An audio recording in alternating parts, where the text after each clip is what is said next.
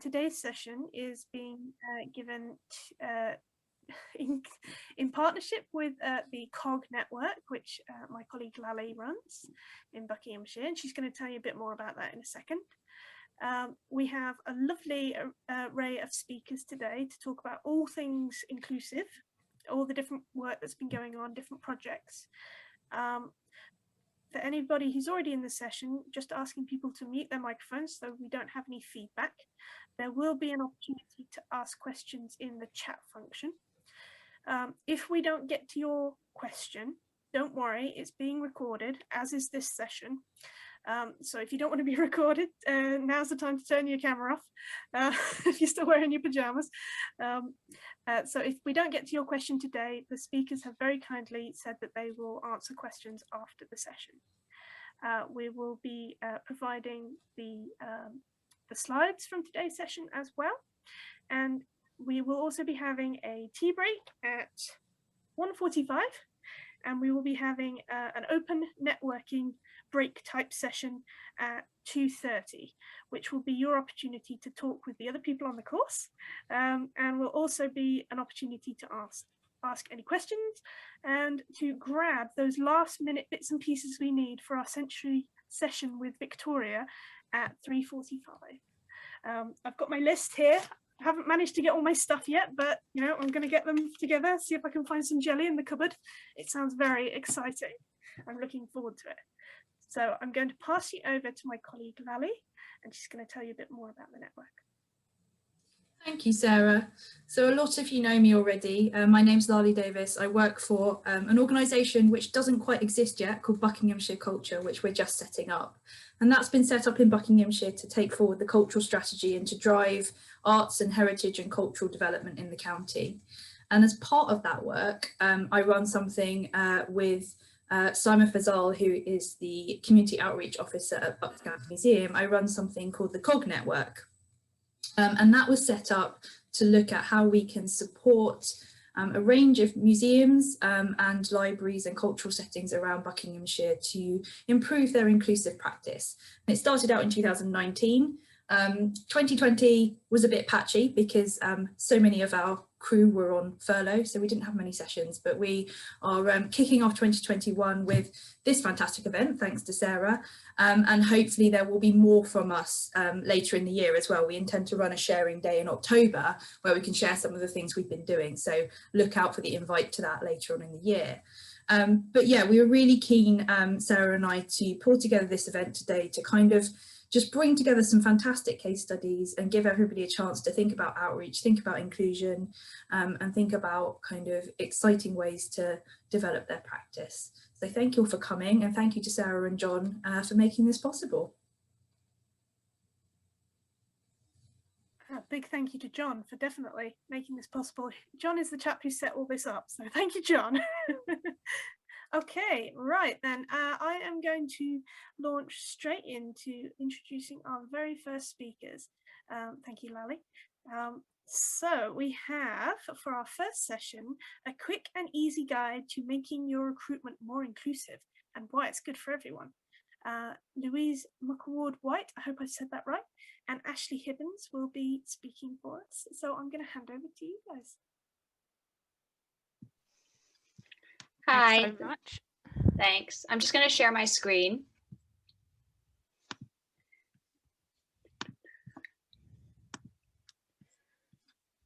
Whoops, you already got a sneak peek.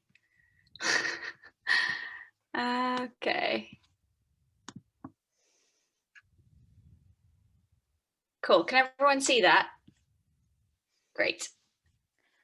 All right, thanks very much, everybody. And thanks so much for having us. We're really excited to speak today about a quick and easy guide to making your recruitment more inclusive and why it's good for everyone. We are from Fair Museum Jobs. We will give a bit more of an introduction to our work later. I personally, Louise from Fair Museum Jobs, have worked in Buckinghamshire in museums and have crossed over the borderline into Hertfordshire recently. So I'm sorry, and I miss you all dearly. Ashley, would you like to introduce yourself? Yeah, sure. So I'm Ashley Hibbins. despite my accent, I do actually live in the UK. I'm based in Surrey right now. I worked in museums for 10 years, and now I am a consultant. I do a lot of evaluation stuff for museums across the UK and Ireland. And I'm part of Fair Museum Jobs, obviously. So by the end of our session, we hope that you will be able to learn some simple but effective changes that you could make to your recruitment practices. And ideally, you'll already be doing all of these things, but hopefully there'll be something new for you to think about. And sorry. Sorry, I don't use Google Slides very often. And hopefully you'll also have a better understanding of how recruitment practices impact who is applying for roles at your organization. And we'll be talking a bit about paid roles, we'll be talking a bit about volunteering, and although we're not explicitly talking about it, this does come into how you're working with your community partners as well. And we also hope by the end of this, you'll feel more confident in advocating for inclusive recruitment practices, how they benefit applicants, how it can benefit your organisation, and why it's good for the whole sector that we're all doing these things. So we'll just explain a bit about who we are as Fair Museum Jobs. We're a grassroots collective of museum professionals. There's 5 of us who run it, and our objective as an organisation is to establish a better standard, which we call our manifesto, for museum job recruitment that's based on fairness, transparency, equity and inclusivity. And we do this by challenging bad practice when we see it, celebrating good practice, and also providing support and advice to the workforce, employers and employees. And this is part of that for us running this session. And you'll see on the next slide some examples of some of the things that we've done. We enjoy social media memes. We write blogs. We have our own blog. We go on podcasts. We ran our summit last year. And most of our work takes place on Twitter, Instagram, and we'll provide all of these links later and in the slides when they get sent to you as well. So we're going to come straight on to the key things that you can do to make your recruitment more inclusive. So number 1 has got to be showing the salary. So what you need to do is clearly state the salary and the pro rata calculation if the job is part-time. So here's a few examples of how you can do that. You can put a salary range like 25 to 27K. You can put a set number, but then make sure you do put the pro rata for any part-time contracts. And Ashley is going to tell you why it's inclusive. Thanks, Louise. Yeah, so there's lots of reasons why showing the salary is a really good and inclusive thing to do. We know from lots of research that's been done that Black, minority, ethnic, and female candidates in particular are disadvantaged by salary secrecy, so competitive or negotiable salaries. We also know that listing the salary stops the perpetuation of gender and racial pay gaps.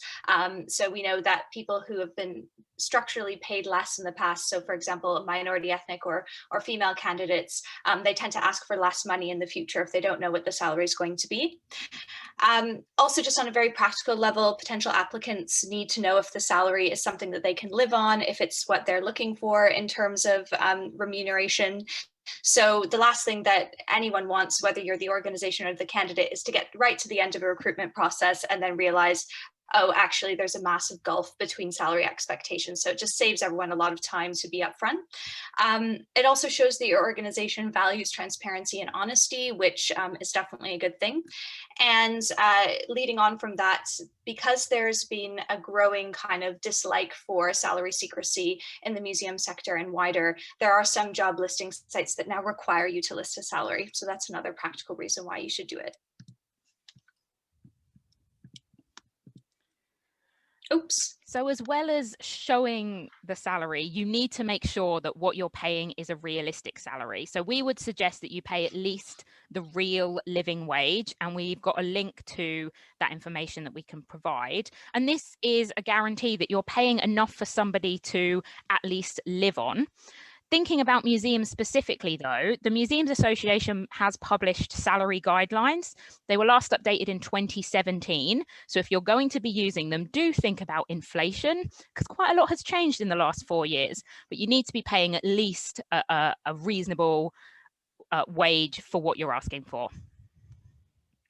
Why do this? Well, biggest, most obvious reason is that everyone needs enough money to reasonably live on.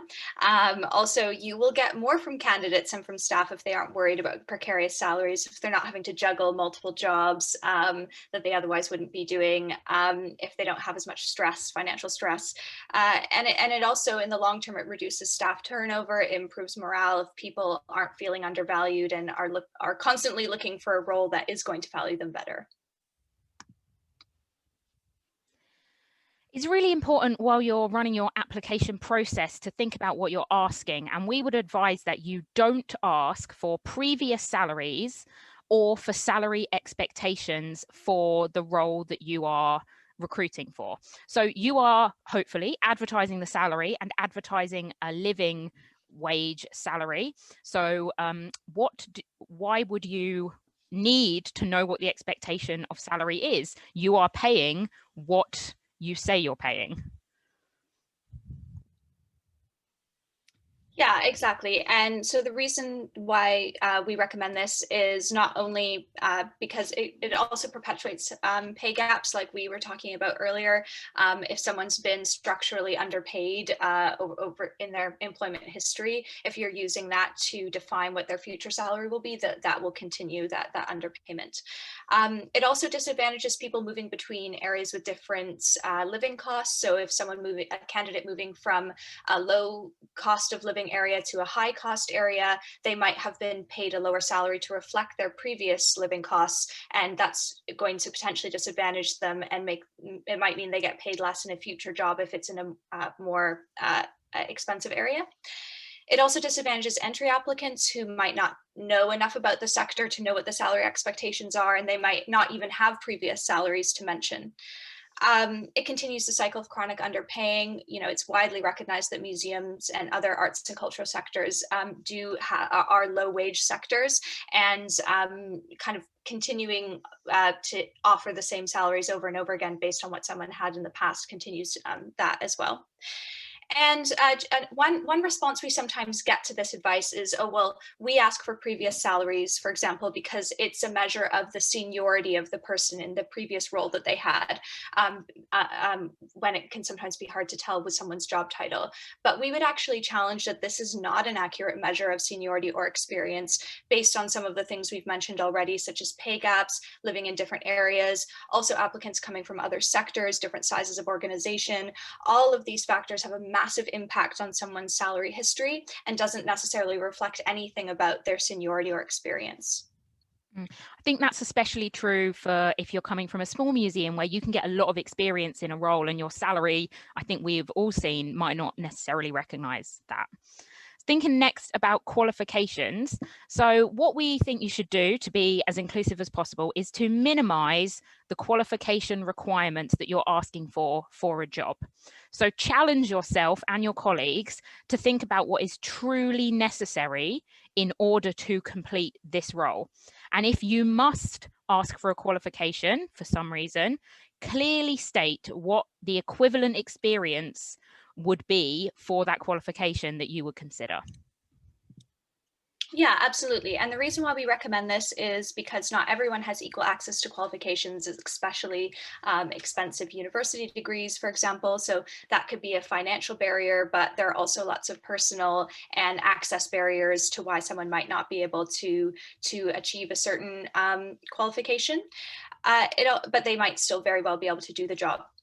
It also creates a uniformity of workforce. If everyone in a museum has come through the exact same route and journey to get there, that limits the amount of views and perspectives you get, which can cause harm to the number of perspectives and kind of experience you have holistically. Also, I think it's important to recognize that qualifications are just a method of gaining knowledge and experience. They're not an end in and of themselves. And the important thing is that the person you're hiring has the knowledge and experience to do the role, not necessarily what piece of paper they have. So I think that's kind of the approach to take with many roles. Obviously, some things you do need qualifications, but oftentimes it's more about what knowledge and experience they're bringing in. There are other ways to get this, not just through a qualification. Thinking about the other criteria you might have in your job specification. So the first thing you need to do is ensure that the number of criteria is proportionate to the role. So we don't need to be seeing a front of house visitor services role with 30 criteria that you need someone to meet. That's not proportionate to the role. You should write the criteria in clear and concise language, avoid jargon as much as possible, and also repetition. We all, I think, will have seen job descriptions where two of the points seem to be asking for almost identical things. Could you have merged them? Take a really critical proofreading eye to your job descriptions. You also need to make sure that the available application methods have enough space that the applicant can actually address the criteria or questions that you're asking for. So if you have 30 criteria for a management level role, and you then say, oh, can you please address these criteria in 500 words or less? Well, that's not going to be viable. So do think about the process that you're putting in.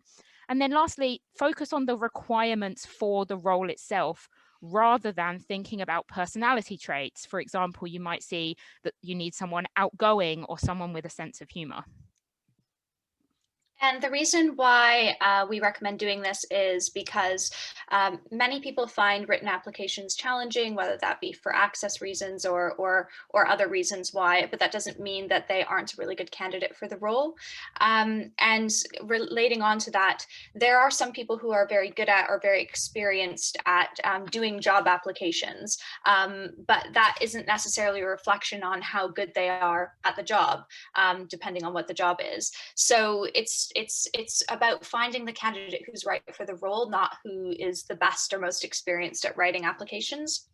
And also having a clear and straightforward application process, which isn't longer than it needs to be, will encourage more people to apply. So that means you'll have a bigger and hopefully better pool of applicants to choose from, which benefits your organization. And just on the point of personality traits, which is something you do sometimes see, these are really subjective, they're really based in the eye of the beholder, and they can disadvantage certain applicants who might be really great for your role, but maybe don't present the personality traits as you see them, or for example, people who are neurodiverse is one example of that, but it could be anyone, even someone who's just introverted, for example. And it also guards against hiring in your own image. We know there's lots of evidence to show that people inadvertently, without meaning to, often tend to hire people who look, sound, and act like them and remind them of themselves. So this is a way of guarding against that by making sure your application process is as accessible as possible.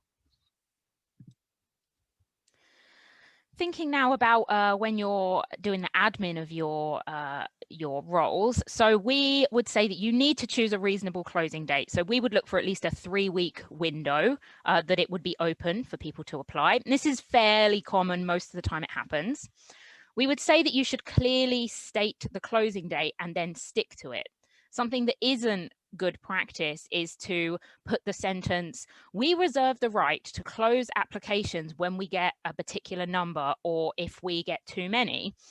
That is not fair way to recruit, and we'll explain why in the next slide.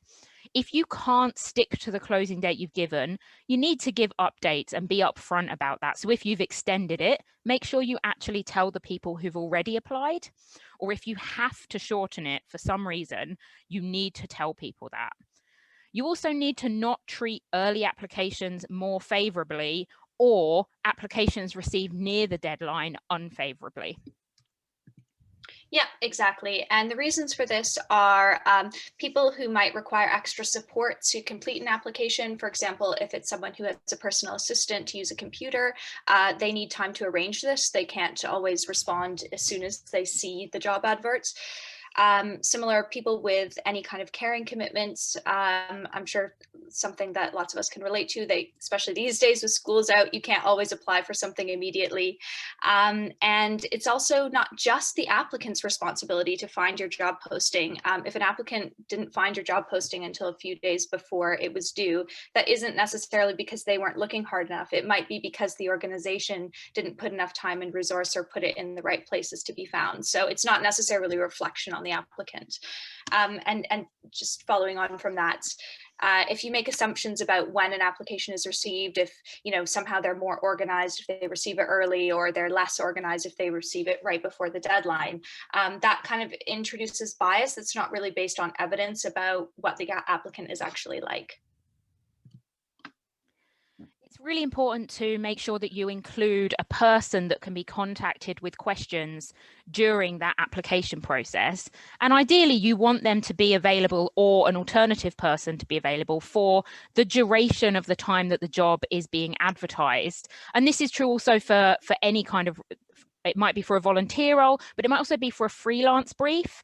So we had some examples over Christmas of people saying, oh, you can contact so-and-so for more information. And then so-and-so's out of office says they're not coming back until the day after the brief closes. That's not a fair way to recruit. You need everyone to have that equal opportunity to ask those questions. Something you might also want to consider to sort of up the inclusivity of your practice is whether you could run a social media question and answer time for job roles that you might have open. This is particularly good. Kids in museums have noted this as quite a good way to attract young people and give them an open chance to look at your vacancies and ask their questions. And we recommend these things because, as Louise said, everyone needs to have an opportunity to ask questions. And there might be some applicants who need to know more information about whether the job is right for them. For example, if they need some sort of reasonable adjustment or access need, or if they have some sort of caring responsibility.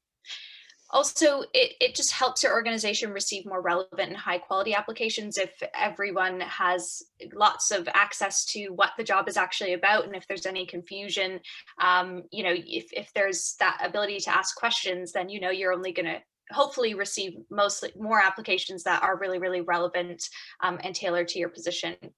And if there are any errors or omissions in the job advert or application, like technical glitches even, this stuff does happen from time to time. If you have someone who's readily available to answer questions, this will be identified more quickly and then can be fixed. We also really recommend as an inclusive practice, paying interview expenses. Now, this feels now like really outdated advice because none of us have been anywhere that we would need to claim expenses for. Most job adverts now are on alternative platforms like a video call or even by phone. So we're saying pay interview expenses where you want someone to come to site, but also accommodate alternatives and continue to do so after this pandemic eventually subsides and we're allowed to meet in person again. Continue to accommodate these alternative options. Yeah, absolutely. Interview travel can be expensive, especially for candidates who might live a bit further away or might not have access to, a vehicle, for example.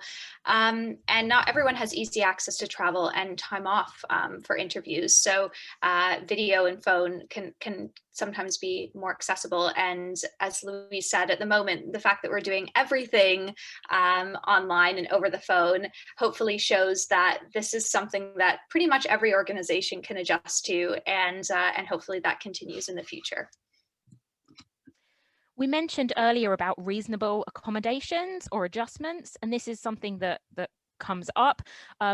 A lot of people will say in their information, oh, please tell us if you need any reasonable adjustments or accommodations for your interviews or for the application, but they don't always follow through to the next step, which is like truly implementing them in the best way they can. So if you're asking people for accommodations, which you definitely need to and definitely should, you then need to take them at face value and implement them in the way that they've suggested, because that candidate knows what they need. They will be the most experienced person in they have their lived experience and they are asking for their accommodation based on that. So implement it as best you can. Yeah, absolutely. And this just ensures that all candidates, regardless of who they are are interviewed on a level playing field, whatever that needs to happen for that level playing field to occur. And it allows marginalized candidates a greater chance to be seen at their best. And again, you're judging the applicant based on who they are as a person and what they're actually able to do in the role, rather than, you know, how easily they're able to kind of conform to a certain set of interview practices. There are some particularly important interview strategies.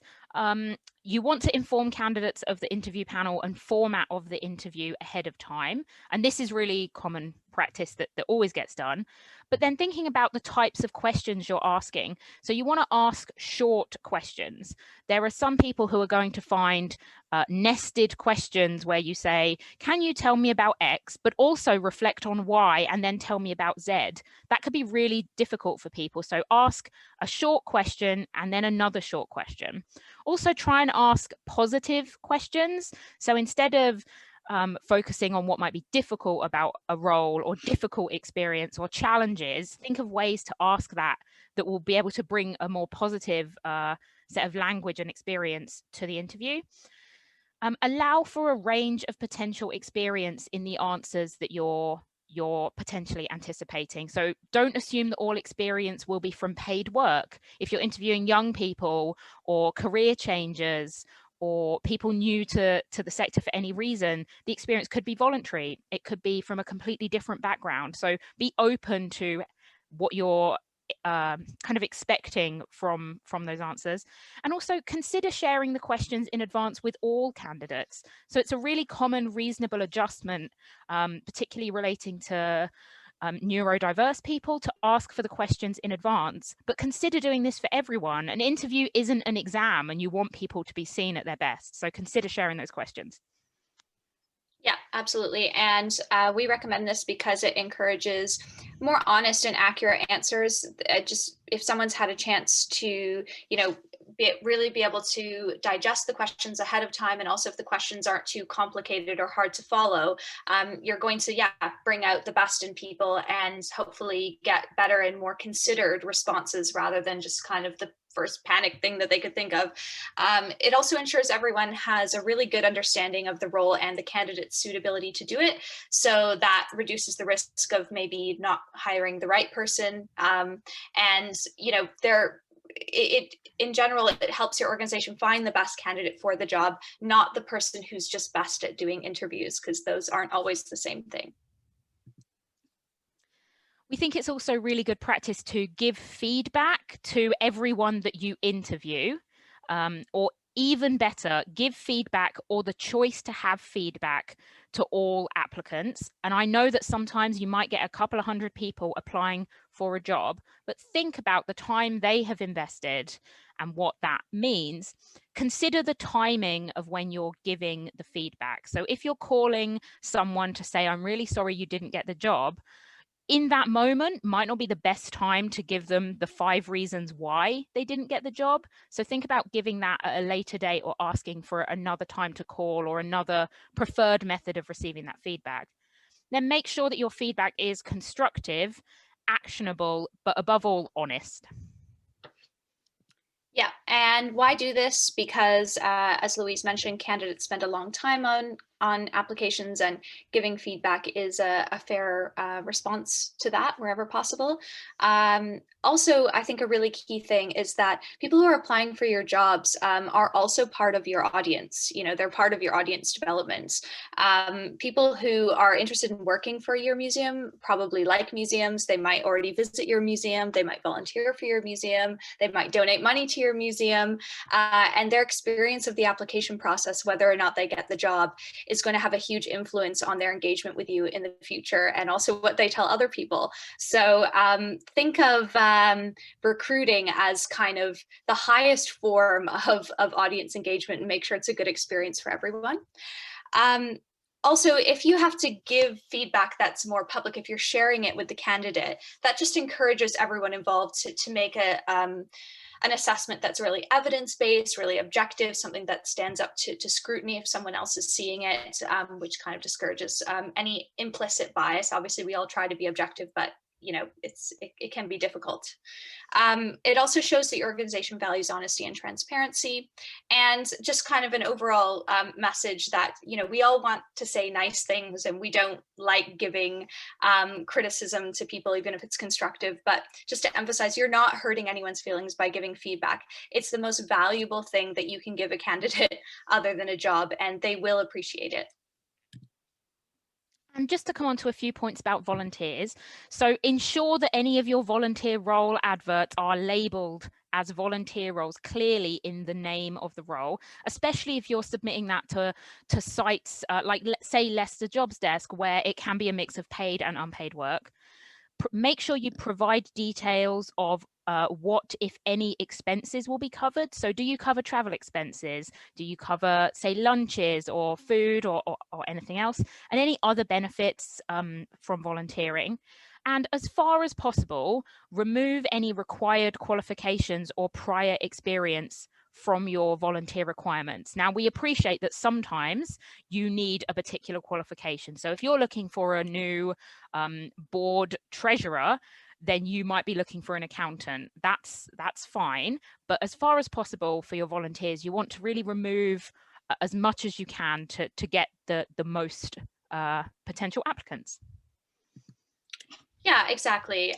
You know, volunteering is not the most accessible thing to do. A lot of people can't afford the time off to do it. Can't afford to give away their time for free. And paying expenses can help open up those opportunities a little bit more, so people aren't out of pocket. And volunteering, you know, is not a job, and it shouldn't have the same gatekeeping criteria as a job has. And your organization will benefit if you're reaching a wider range of volunteers. You'll get new perspectives, new skills, new ideas, even new community links to help you kind of engage with groups maybe you've had more difficulty engaging with. Volunteers are a really good way to help build those connections. And building upon the previous point about job applicants, volunteers also can be your organization's biggest advocates. And we all know how important word of mouth is in terms of not only audience development, but also community engagement and just your kind of overall, the way that your organization's perceived by your local community. So we've got some time for your questions now. I don't know, Sarah, how you want to do questions?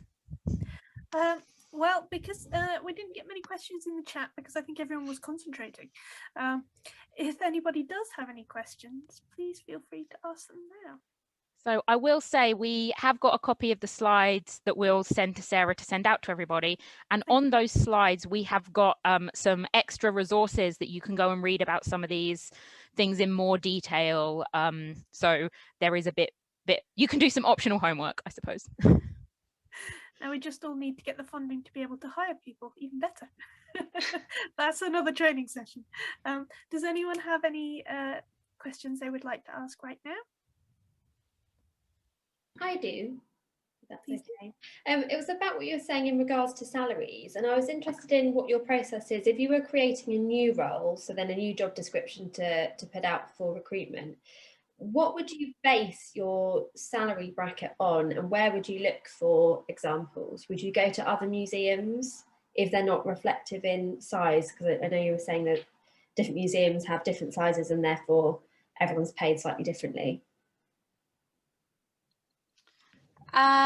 Yeah, I mean, I think obviously it really depends on the role, but yeah, I mean, I think obviously, like what Louise was saying about the minimum living wage is, yeah, that should be kind of the base where you start from.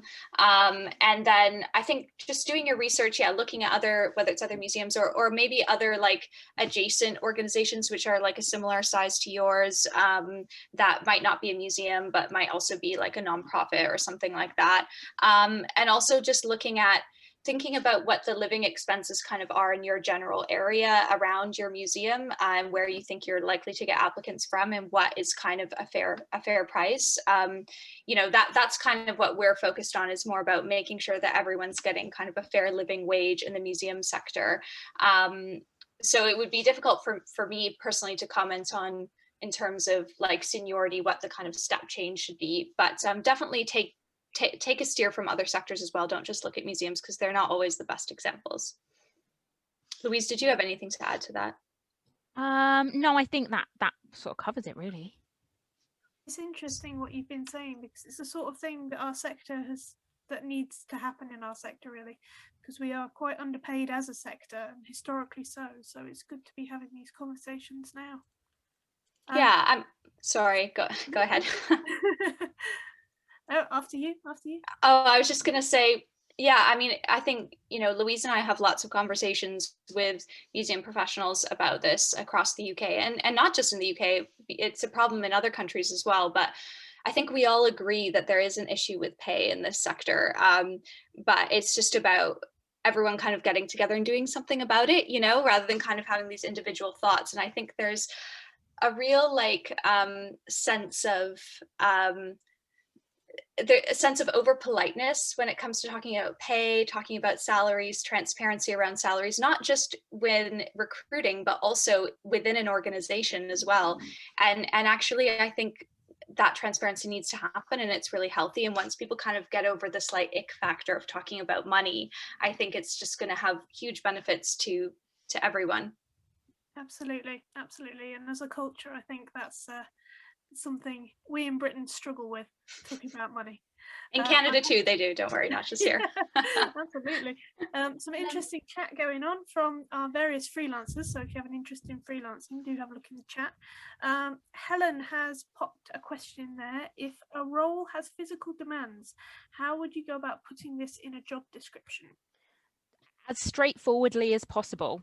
So what you don't want to do is make assumptions about how someone can fulfill that role. So for example, if you are a disabled person, you might be able to access the government's access to work scheme, which can help you do parts of a role that you can't do because of your disability. So you just need to state exactly what it is that that job involves in a really upfront way. Don't try and hide anything. So if it's if one of the parts of the role is setting up for events, moving marquees, chairs, tables, just say that, and then someone can describe how they would go about either being able to fulfill that part of the role or not. And it's the same as well with things like traveling to site. So a lot of really rural museums will say that someone has to have a car because they are in a rural area, but that makes an assumption that there is no other way to travel and that someone doesn't have any other travel options. So don't assume how someone would fulfill it, but do state upfront what it is that role needs. Does that make sense? That's an interesting question, actually, especially for museums with confined stores. I think it may be if you're potentially working with someone who uses a wheelchair, for example, or crutches, so the space between storage racks could be a consideration in some cases if you were recruiting for something like a curatorial post. I'd never really thought of that before, but yeah, it could be I think it's about being really upfront about your site and making it as clear as possible to someone who is applying what those restrictions might be, and not assuming there aren't reasonable adjustments that could exist, because you're not going to be the best person to say what a reasonable adjustment is. That candidate is going to be the best person to know what their reasonable adjustment might be. So don't assume that someone on crutches can't do something when they have ways of managing their situation. There is no way for you to know that. So you can't make that assumption and cut that person from consideration. You just have to be really upfront and have a really open and honest discussion with that candidate about that. And I know, because we're not maybe having interviews on site, but if you need to share photos or something that helps you both make sure you're talking about the same problem. Yeah, for sure. Lived experience, isn't it? And exactly. Understanding how they get around their various how they make things work, basically.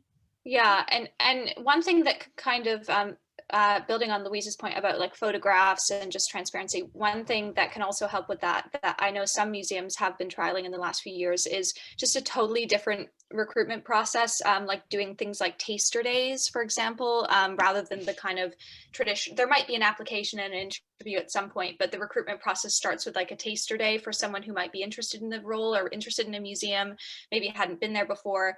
And that's a great way of having people, you know, who have certain access needs be able to point out right away, oh, I can't fit through there, or those toilets aren't accessible, or I need this, or I need that. So there are kind of ways, I mean, that's a discussion for another day, but there are ways of flipping recruitment on its head that can actually also help address those things right off the bat as well. Sounds like a nicer way to interview as well, actually, having a taster day rather than sitting in a room all day. I'm aware of the time. If anybody else has any more questions, pop them in the chat and we'll send them off to the speakers. Thank you very much, Louise and Ashley. I'm now going to hand over to Paula for her session on inclusion and engagement programs with vulnerable groups, looking at the elderly, people with dementia, carers, young people not in mainstream education. Thank you. Can everybody see my screen? Hello? I've got No, we can't. Blank. You can. Right. Sorry, Paula. That's okay. Let's try again. Now? That's better. Promising. Lovely. Good. I just wanted to say thank you to Ashley for having an accent, because it makes me feel more included. So thank you very much. Foreigners represent. Brilliant. Thank you very much. Thank you also for inviting me to give a presentation today. So I want to just give a quick background to what I'm going to talk today. I'm Paula Palmer. My career starts with being an archaeologist at the Mary Rose Museum in Portsmouth.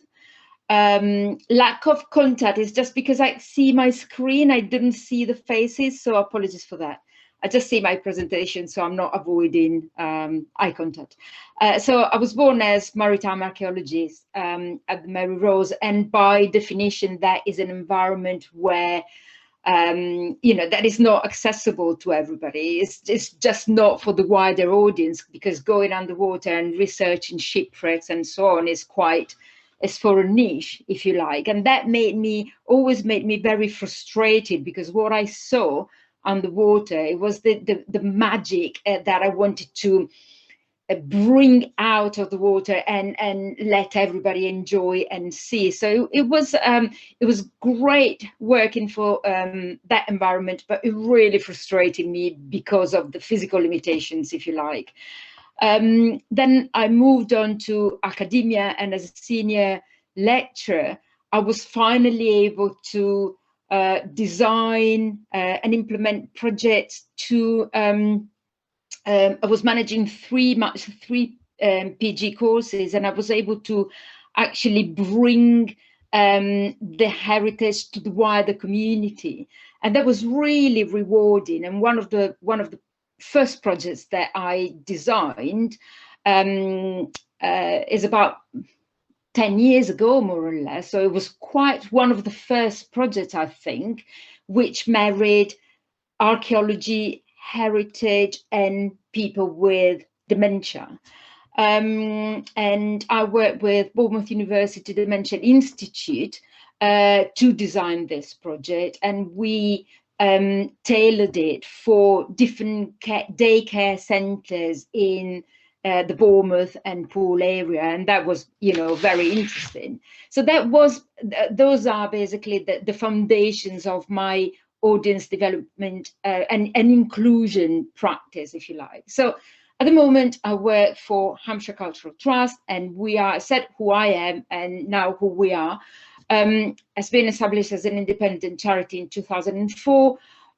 We promote outstanding cultural experiences, but what is really interesting is that we have 23 attractions, 22 in Hampshire and 1 in Dorset. I will refer to the one in Dorset shortly. And is the attention I want to draw to is for the emphasis that we have on reaching people who are vulnerable or disadvantaged and will not normally be able to access and enjoy arts and culture. So it's a very privileged position, I feel. I'm very proud to work for this organization, which sits at the core, has this amazing value. Our social impact focuses on working with key partners, stakeholders and community groups to engage those most in need activities that will improve their health and well-being and increase their learning and pathway opportunities. I want to specify, though, that the learning journey is not peripheral, but it's not at the core, is the experience, is the inclusion that is actually fundamental in this. So the first case study I want to bring to you is the Still Curious project, which I implemented at the Red House Museum, which is the only site in Dorset. The Red House Museum is an amazing little place. It's lovely, absolutely lovely. It's in Christchurch near Bournemouth, and has a garden, herb garden, a collection that goes from the Ice Age to modern times. It oozes character, and I thought it would be the perfect place where, although I didn't design the project, when I saw the job advertised, I thought it's just an amazing place. I used to take my daughter when she was little there, and we would spend the whole day because it's so inspirational in every way. So in order to understand why the Red House Museum is, because in Hampshire, I don't know if you are aware, but 1 in 5 people in Hampshire are 65 years and over, and we are en route to reach about 340,000 people, older people, by 2023, which is only 2 years away. Dementia and similar situations are affecting older people and their well-being. So with a large number of elderly people in Christchurch, this was the right opportunity to develop a project and aimed at providing well-being for such a category. And it's not just for people with dementia, but for their carers as well. So the quick key points that I'm trying to make so far are: you have to know your resources. What can you put in a project that you want to design or in your offer? Make sure you know your community and the needs of your community. Know your audience, talk to them, engage with them, and analyze what is the situation and what is their need and their wishes as well.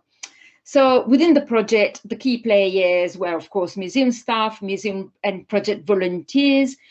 We heard a lot about involving volunteers just a minute ago. And of course, the activity leaders.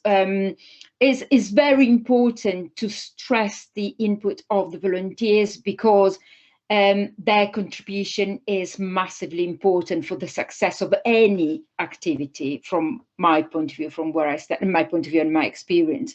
So when we did advertise, we have a good number of volunteers within the museum, which are the museum volunteers, but we also were looking specifically, specifically for project volunteers. So we were looking for people because they were exposed to working with vulnerable people. We specifically look for people who could have a good character, patient, empathic, hardworking, in that they would have to have a proactive approach. If they see somebody in difficulty, don't just wait, but just take the initiative and try to help.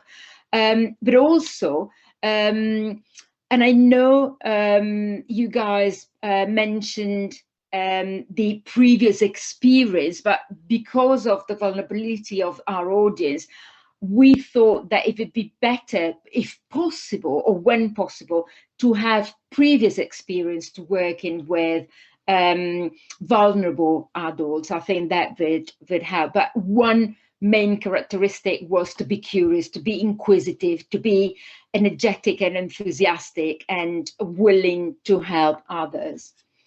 Every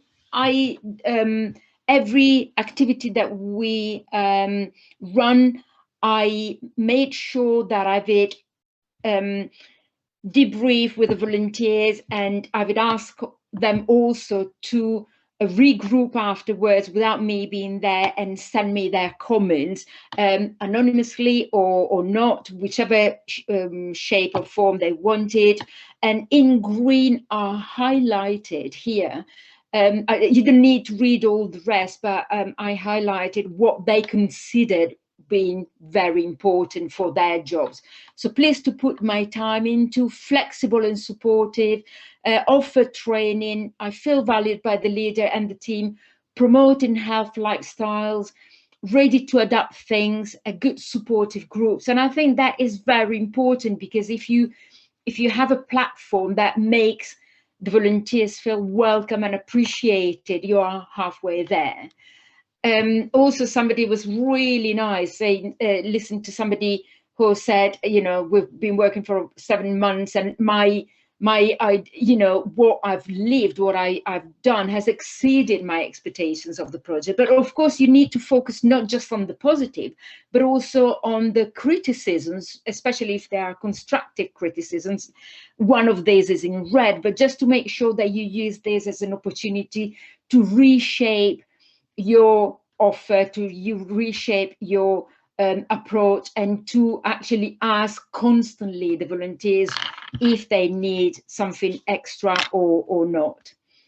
Do I feel valued? This is, again, as one of the volunteers, I've always felt that my small input to the project has always been gratefully appreciated. This is very important, because if you want them to keep on contributing, to keep on being enthusiastic, you need to make them feel welcome and appreciated. And again, that's my stance. So the key points of what I've just said is: choose the right team to work with, inspire, apologies for the mistake, for the spelling mistake, inspire your volunteers, offer training and constant reassurance and support, because we all, when we do something new, we're all in doubt, or can I do it, or maybe it's too much. So we have lots of questions, lots of doubt. We question ourselves before anything else very often. So we as managers, we need to support and reassure and provide answers to all the doubts of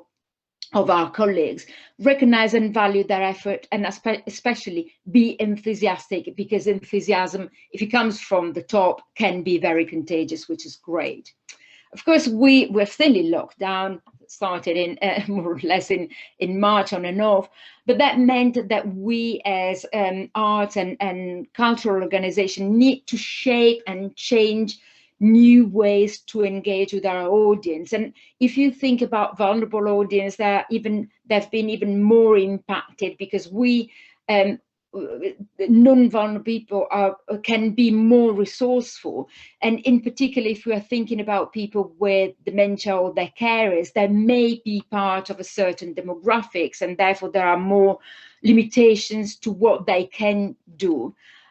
So for what concerned the Still Curious project, I immediately on the 23rd of March last year, as soon as I saw that the activities that we would normally provide were not feasible anymore, were not accessible anymore, we decided to do two things. The first one is a resources pack, which were put on our website, Cultural & Core, and they were sent to them by email on a weekly basis. Of course, you just said that they may belong to a certain demographics. Instead, in fact, we contacted the family, the children of our audience, and asked them if we could email them and they would print the resources pack and put them through the letterbox of their parents, and that worked very well.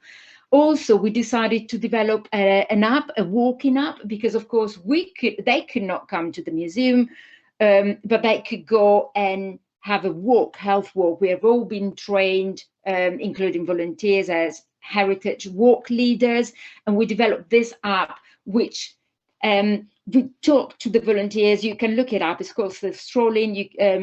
We take the volunteers to a point of interest or a piece of heritage or a statue or something like that.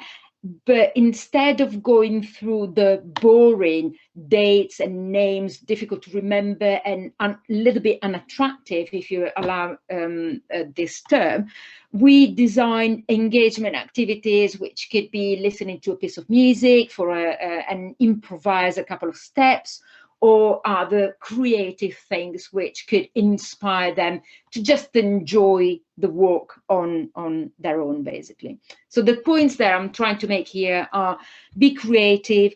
Vulnerable categories are very badly hit by the adversities, much more than us. So embrace the adversity as a way to redefine your offer. Think about what you've done so far and trying to see it from the other side, from what the audience can live, and just think, not box required, that just let your imagination go wild. The next case study is, so the Still Curious project, my contribution has terminated in October, and straight away I was asked by Westbury Manor, apologies for the, again, by Westbury Manor in Hampshire, near Portsmouth, to develop a program for older people, not just for people with dementia and their carers, but for a wider, older group of people. And this is what we are trying to do now. So we know that that category in particular are most in need to go out and be social, and we want to combat social isolation. So we need to be creative in this. So we try to look for new partners, and we're trying to develop community collaborations. We are doing consultations with other groups, and by doing this, we actually tap in their audience as well. So we're working very closely with Dementia Friendly Fareham and Gosport, but at the same time, with them, we're also offering, we're also designing heritage health walks, just like we did in Christchurch and so on. So inspire volunteers. We are trying to recruit new volunteers as well. Well, of course, now there is the pandemic, but we want to recruit new volunteers for Westbury Manor.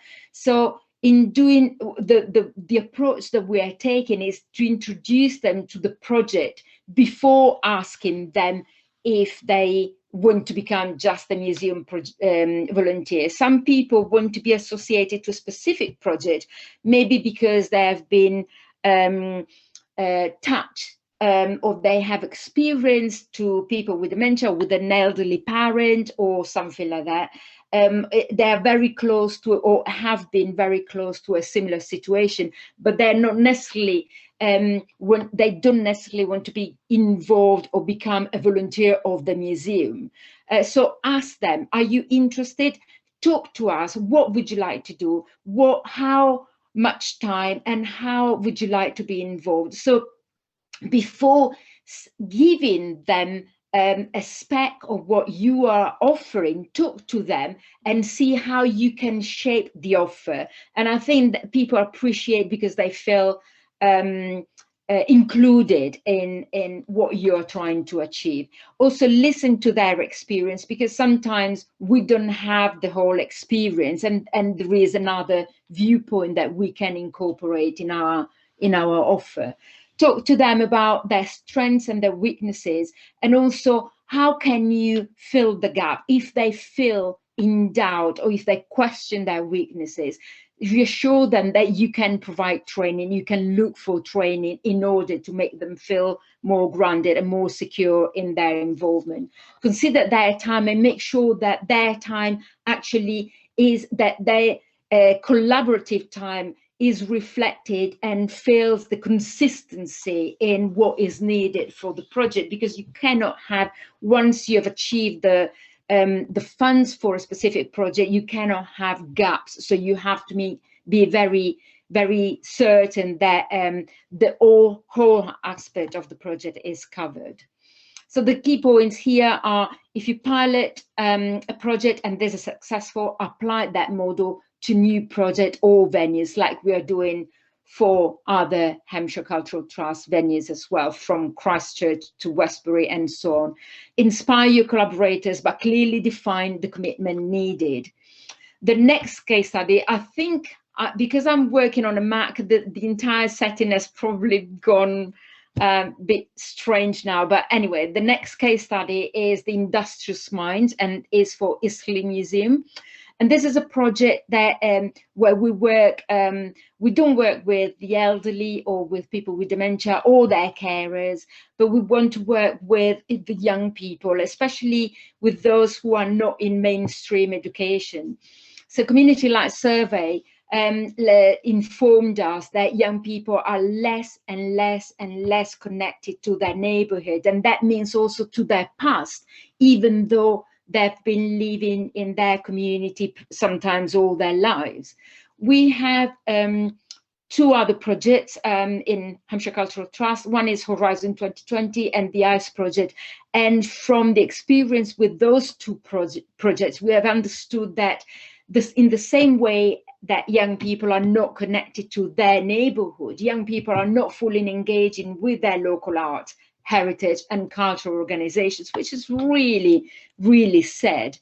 But also we have understood that perhaps our offer is not, has not been made accessible, has not been specifically tailored for that specific audience in the particular young people, and therefore it has inspired their engagement.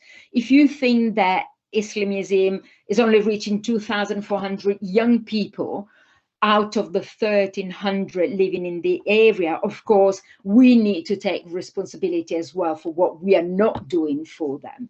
So with this project, we aim basically to discover how the past industry has shaped the current day town, Isley, and how this has had an impact and is still impacting on the families who are living there, so on the families of these young people. We want to understand how the current industry is also contributing to the shape of the current generations. We want to look also at the environment issues, which is very predominant, especially in this current climate as well, and look at the global emergency. But basically what we want to do, we want to involve them on their basis. We want to ask them, how can you contribute? Who is your father? Who is your grandfather or your grandmother? What's your story? Bring it in the museum. And also, we want to create a long-lasting legacy for the project, because it's not just the young people that we want to involve now. We want to also leave the mark for future generations to come. So the point I'm trying to make here is address the community needs, identify strategies to improve your offer, leave a long-lasting and inspirational legacy. So the process that I'm coming to an end, the process that I tend to follow, and again, this is what I do. I'm sure that plenty of people have more and possibly more interesting things to add, but this is what I tend to do. It is all about identify your need or the gap in your offer. Don't copy other people's idea or other museums' idea. Try to be creative and innovative. Give a different spin, and especially make it pertinent to your locality. Do an exercise, an extensive research to support the fund application. So provide the fund application for a given project with data. So talk to people, run a consultation with the community, go out on the streets and talk to people and involve them. Be enthusiastic about your idea and see how people are receiving your idea. Look for the right partners, stakeholders and group, because partnership can provide support with different expertise, but also can provide a different kind of audience to engage with. Focus on the benefit for all involved, not just yours. Don't just think about, oh, we are not offering, we're doing this wrong within our museum, we want to change that. No, you are part of the fabric of your community. So be respectful of other groups and involve them in your offer. And again, think about the legacy of your project and evaluate, of course, it goes without saying, every step of the way. Get a professional help, get members of the community, get everybody to actually comment on every milestone of your project. And I think that's all for me. If you have any questions, please fire away. Yeah. Some lovely comments in the chat about that presentation. Thank you, Paula. Has anybody got any questions they would like to ask?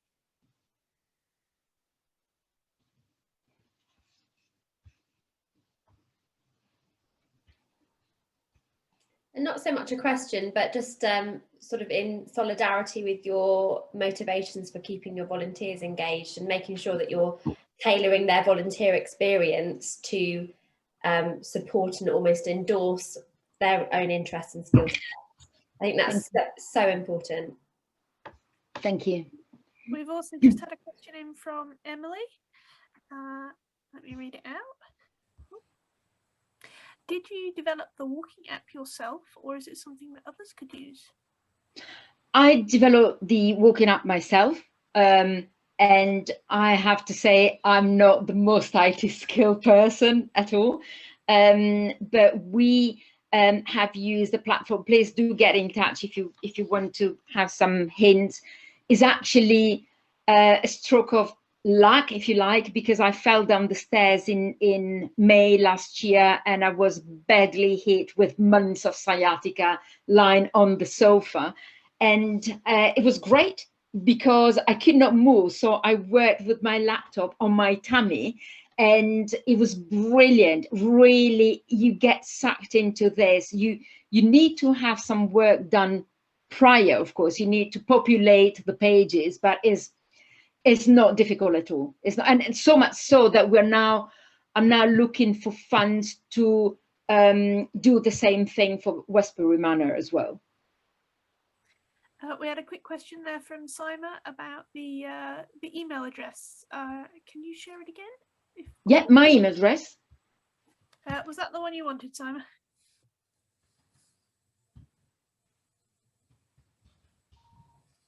Yes, that's the one she wanted. Yeah, done. Lovely. Thank you very Can much. we ask to stop sharing the screen so that we can see everybody? Oh, sorry. Okay. Thank you. That's brilliant. Oh, no. That's wonderful. We've got 2 more minutes before the tea break. Anybody else got a burning question?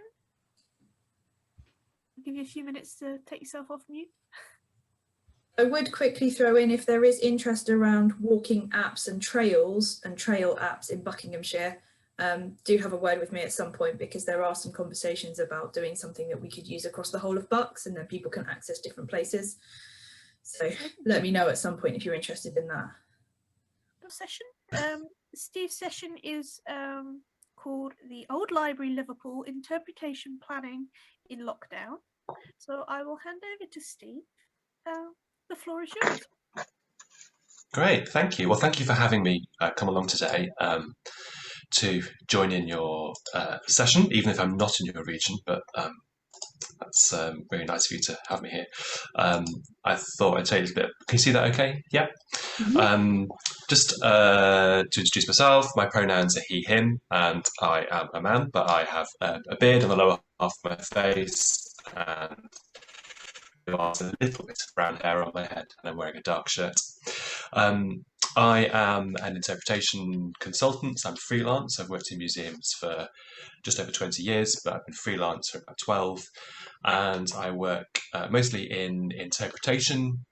I help heritage organisations, so museums, archives, libraries and anything else with a brown sign on the motorway or a gift shop or a cafe to create public-facing content that's as relevant as possible to their audiences.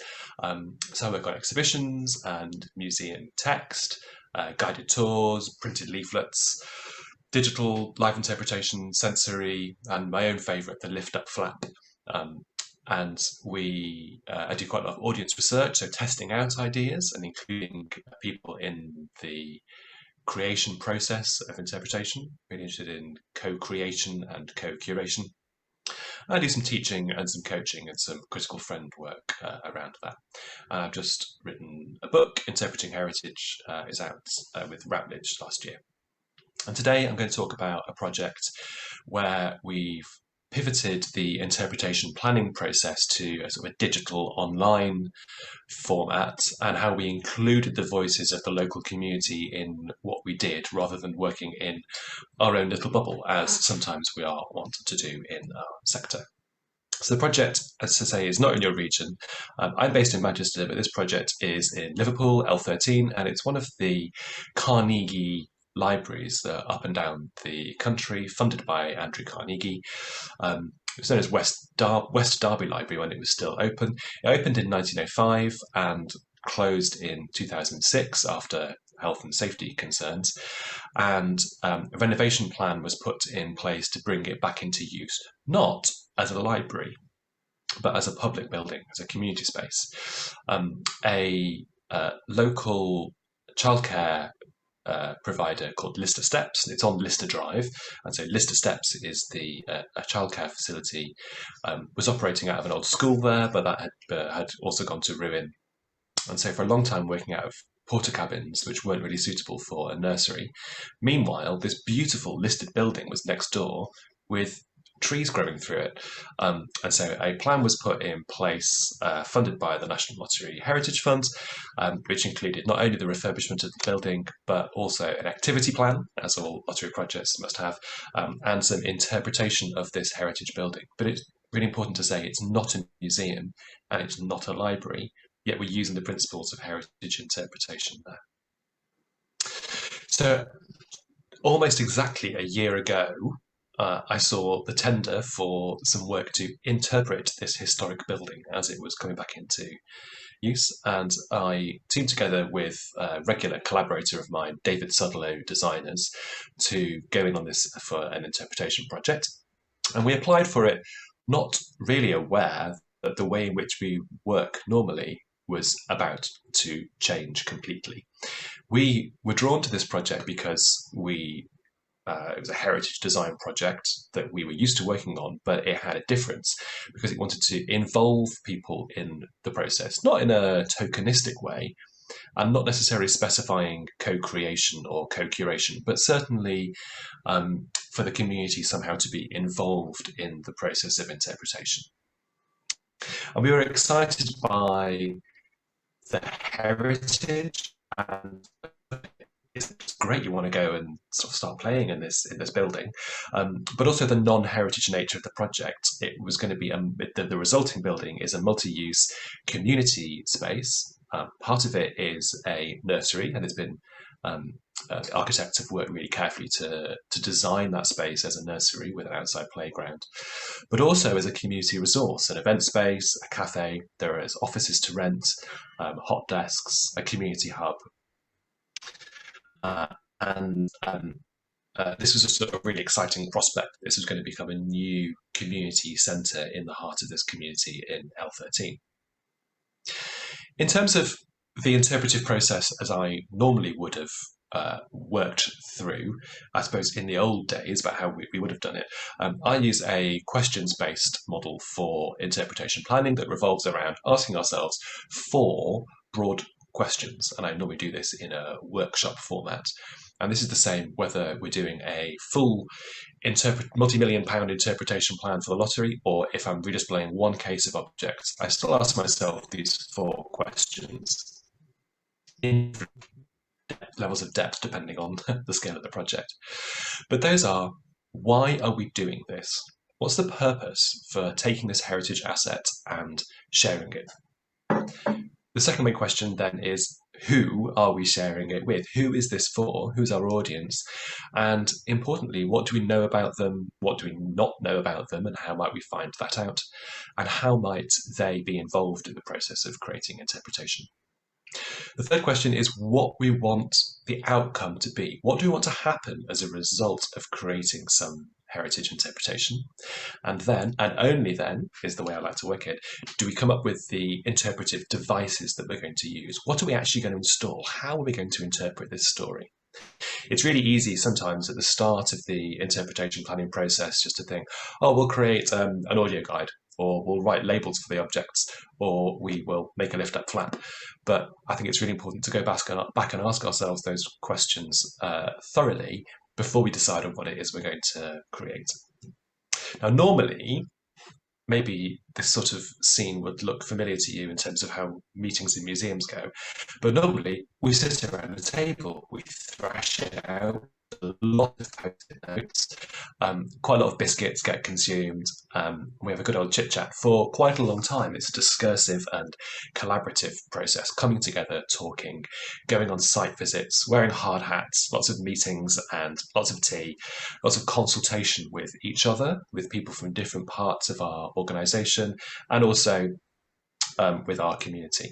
So we won this tender, and our first step was to go and get to know the heritage, ready to put our boots on the ground, and then, of course, lockdown came along, and so the process had to shift to being online. I had managed to get in very briefly, maybe for about 10-15 minutes before we went to interview. My colleague David never even got into the building before we started, and this was what we agreed with, what we were going to interpret. And it was not a conventional heritage interpretation project, because there was no curator, no historian, no authority or institutional knowledge to whom we would turn for advice and for the chapter and verse on this building. But there was a really good archive of images. And really importantly, this project had already been engaging plenty of people in the local area, in the community, and they've been part of the project for years as it had been developing. And their community engagement manager had been a champion for inclusion, and she got to play the role. She was sort of championing their experiences and their hopes and their desires as part of the project. And with all good interpretation planning, requires us all to put audiences first whenever questions about what we're going to do arise. So we developed an interpretation plan as we normally would. We didn't get to do it with all those biscuits and post-it notes as normal. We did it like this. We did it on Zoom. And we ran our workshops as me and David and two people from the client side.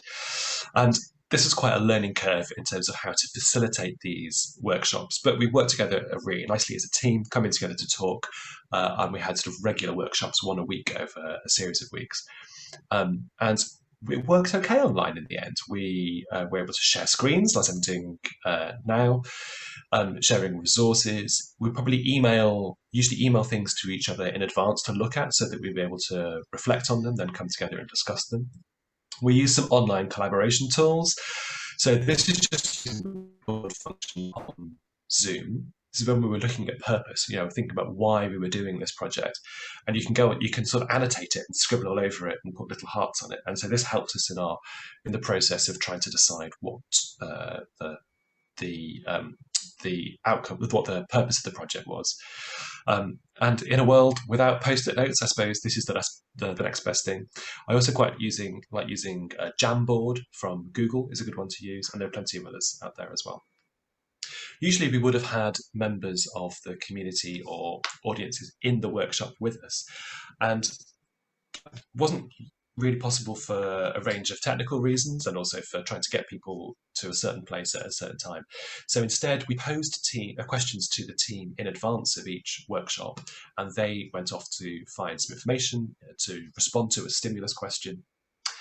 We bring that back together, looking through all the documentation that we had to ensure that we were keeping as many, even though there were 4 of us on the call each time, keep as many voices going in through this project as possible.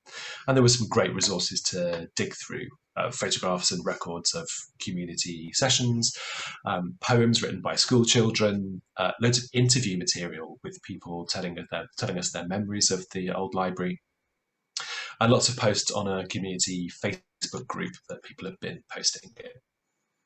So reading all this reinforced that we weren't going to tell a traditional top-down story about the site from the building to the visitor. This wasn't a didactic experience that we were trying to build. Instead, it came from the people nearby. The stories grew from the ground up, and our stories were fed by the community. And we created, as we would do for any project, an interpretation plan, which to some people might look like a rather boring document, but to me is quite exciting because I like interpretation plans. And it's sort of an articulation of all our ideas kept in one place that we can go back to. And because we're working digitally and not meeting in person as much, this is the place that all our ideas get funneled into, and we'll have it as a resource to return to.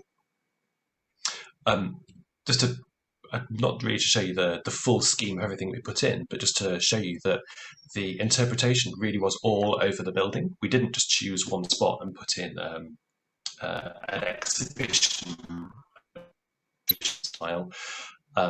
It's sort of through composed throughout the entire building space. And we were mindful of some of the constraints of the building. You see top left there's a drawing of a pair of doors. We had to include some privacy shields as part of the building because part of it is a nursery, childcare space, and so you need to have some sort of non-see-through material on some of the doors. But rather than seeing that as a challenge, we use those as canvases to draw on. And inspired by the library setting and also the fabric of being in a historic library, this library called the Old Library has no books in it, or not many, and so we were inspired by the architecture and also the tactile nature of an old library tickets and the stamping machine and the card indexes, and in this case the ladders that you would use to go up and down the bookshelves. So we go into the design stage. You see these ladders here that we put on the left. We embedded the names of every librarian that had worked there into there. It sort of had them etched into it. There was a welcome board there in the middle. On the right-hand side, you can see a bust of Andrew Carnegie that was in the library that we found somewhere. But rather the bust being sort of a celebration of somebody great and good. We've all learned a lot about interpretation of statues recently. That on the front of it has quotations from people who remember walking past that statue as they go in and out of the building. There they are, being built in the studio and then being installed in the space. We're really taken by the idea of quotations, people's memories. Also, those are the steps being installed with all those librarians' names. We think quite a I don't say quirky, but a creative or a eye-catching feature as you go through the start of the main space. Yeah, so here's where we covered over some of the doors into the nursery so that you can't see through, but we let the light through those spaces, and you can see we've started to stick up there some quotations, really inspired by the memories and the quotations that we were reading. And so as you go around the building, you find these quotations just sort of, rather than being like created as an exhibition, you must go and just dotted around the space, and you'll find them. Well, we did them to a professional quality. It's a proper install going in there, and we weren't afraid to use colour as well. This needed to be a lively and vibrant space, and so we think we've activated the space quite nicely. And we've hidden them all over the place. I remember going to the library most afternoons after school, mainly to see if there were any Ian Byton books. We're only allowed to borrow one book at a time. If there are any available copies, we hid them behind a radiator, hoping they'd be there later in the week. We must have ruined loads of books over the years. And so you put that near a radiator, of course. And this is an introductory text that welcomes people into the building, that doesn't start with the traditional welcome to the old library, as everybody would start. Instead, we try to make this much more approachable, accessible, understandable, and relevant to people's lives as they come in. I suppose inclusive interpretive practice can mean a range of things to different people and to different organisations. In the main, that probably means including people in the process. And at first, we were quite disheartened that the pandemic meant that it wasn't possible to draw people in the same way. And we had to acknowledge that working online wasn't going to be as inclusive as we'd perhaps initially intended. But we worked with that constraint and we included people's words, their real words, in our interpretation. And we called out to the community via Facebook and the existing networks that were already there. And we asked them for inspiration and ideas, and we incorporated these into the designs. Hopefully what we've put in place is quite playful, and so by its very nature it is accessible and not stuffy, and that is in and of itself quite inclusive. It shows the audience in the work in their own words, and they're named. So while that's including the person in the interpretation, it's also saying to the visitor that you too are welcome here and you can leave a memory behind. And so there are mechanisms available for that. Lots of these pieces of interpretation ask people to leave us a memory that will contribute to the ongoing interpretation of the space. This first stage, the quotations and some of the physical aspects have been installed, and we've built inclusivity into the next stage, which we're entering now. The building's finished and the interpretation is installed. Of course, it's not open to visitors yet. But the plans for the future involve keeping the audience in development, and we're producing some pieces of print which can go beyond the building and hopefully seek to bring people towards it. We're also making some bookends with historic, going to reprint some historic book covers, if you like. And some of those have been, there's our team working together, working on Zoom. We're making some historic bookends that we'll pull people up, use including the historic audience in these as well. So what we've looked at is the old proposals book. This is where readers at the library can suggest books to go onto into the shelves. This goes back to 1905. The first book, Electrical Review, requested by Henry Weave, was accepted, but you can see that some books weren't accepted. And so this has been really fun to go through this. We've got 50 odd years of this, and we've reprinted some of the books that people in the past have successfully got into the library, and also some that never made it into the library. So we feel that's sort of a historic inclusivity, if you like. People who have been through this library get a chance to shape the interpretation that's there today. It might look like what we've installed is really quite simple. For some people, just putting some quotations up on the wall for their community and suggesting that's inclusive might be a claim too far. But we didn't just go and read some memories and then stick them up on the wall. We rationalised this through a proper interpretive process.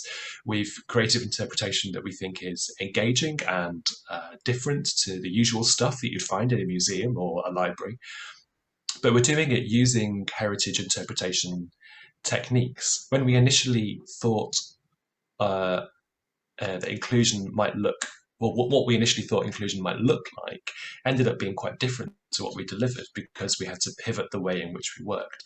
But I think we all have to acknowledge that our expectations of how we work have had to change in the last year, and we have to be kind to ourselves if we are going to complete our work we're never going to be able to complete it in the same way as we did before. And so our ideas about what inclusivity might mean in heritage interpretation are probably going to shift. Community is still at the heart of the revamped library. It's a community centre, and it's going to be even more so in the future. I really like this on their website. It says in the bottom there, join us for the next chapter in the Lister Steps story. Join us. So there's more activity and inclusion to come. Did we nail inclusivity on this project? Well, there's always more you wished you could have done. And indeed, if we ever think that we've completed inclusion in our professional practice, or that we've nailed it and got it 100% right, I suggest that we're probably resting on our not being completely honest. But I hope this case study shows how despite some of the restrictions of the lockdown, we're still able to include people in our work.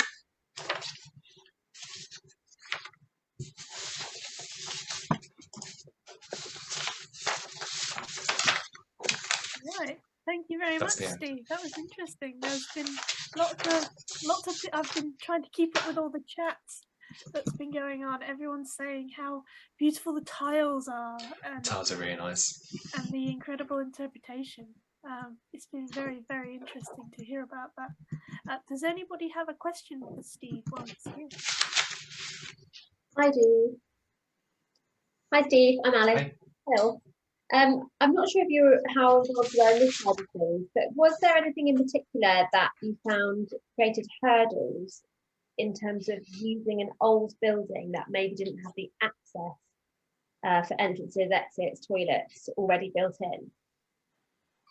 Well, I guess, thank you for your question. I guess part of the beauty of this project is that it was a building that has been revisited and revamped.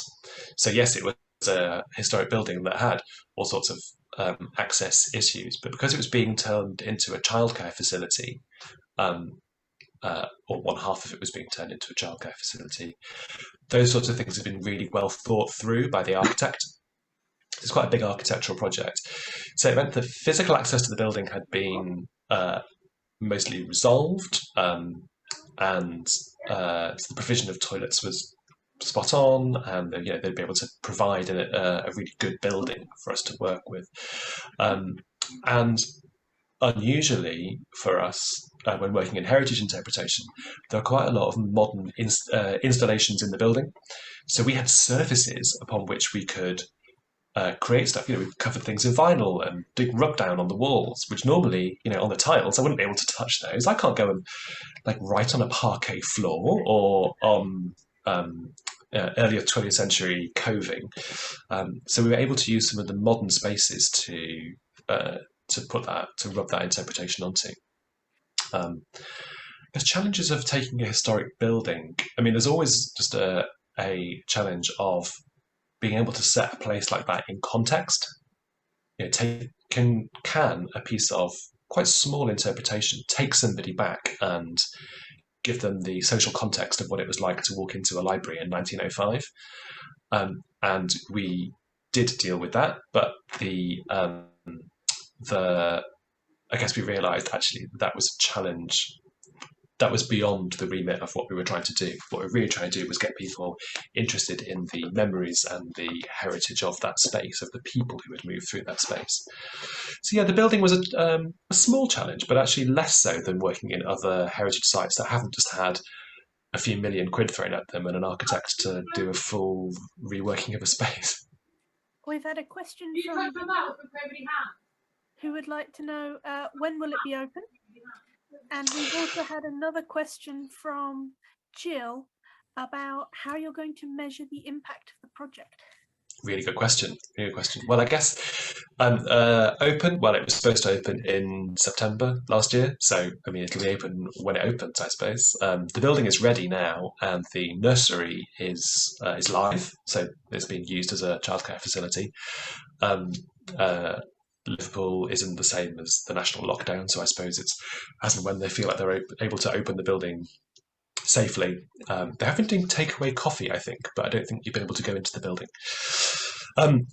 The measurement, how you measure impact, I mean, that's a really important question, because as much as we can talk about what we feel like inclusion might look like, it's only really when people start to come and use this space and we evaluate that their responses to it that we will really know if it's been any good or not. It's partly why we were trying to do a phased approach. We do some work, open the building, test what's happening, and then allow our second phase to respond to it. What we're actually going to do now is to run our second phase as part of the evaluation of the space.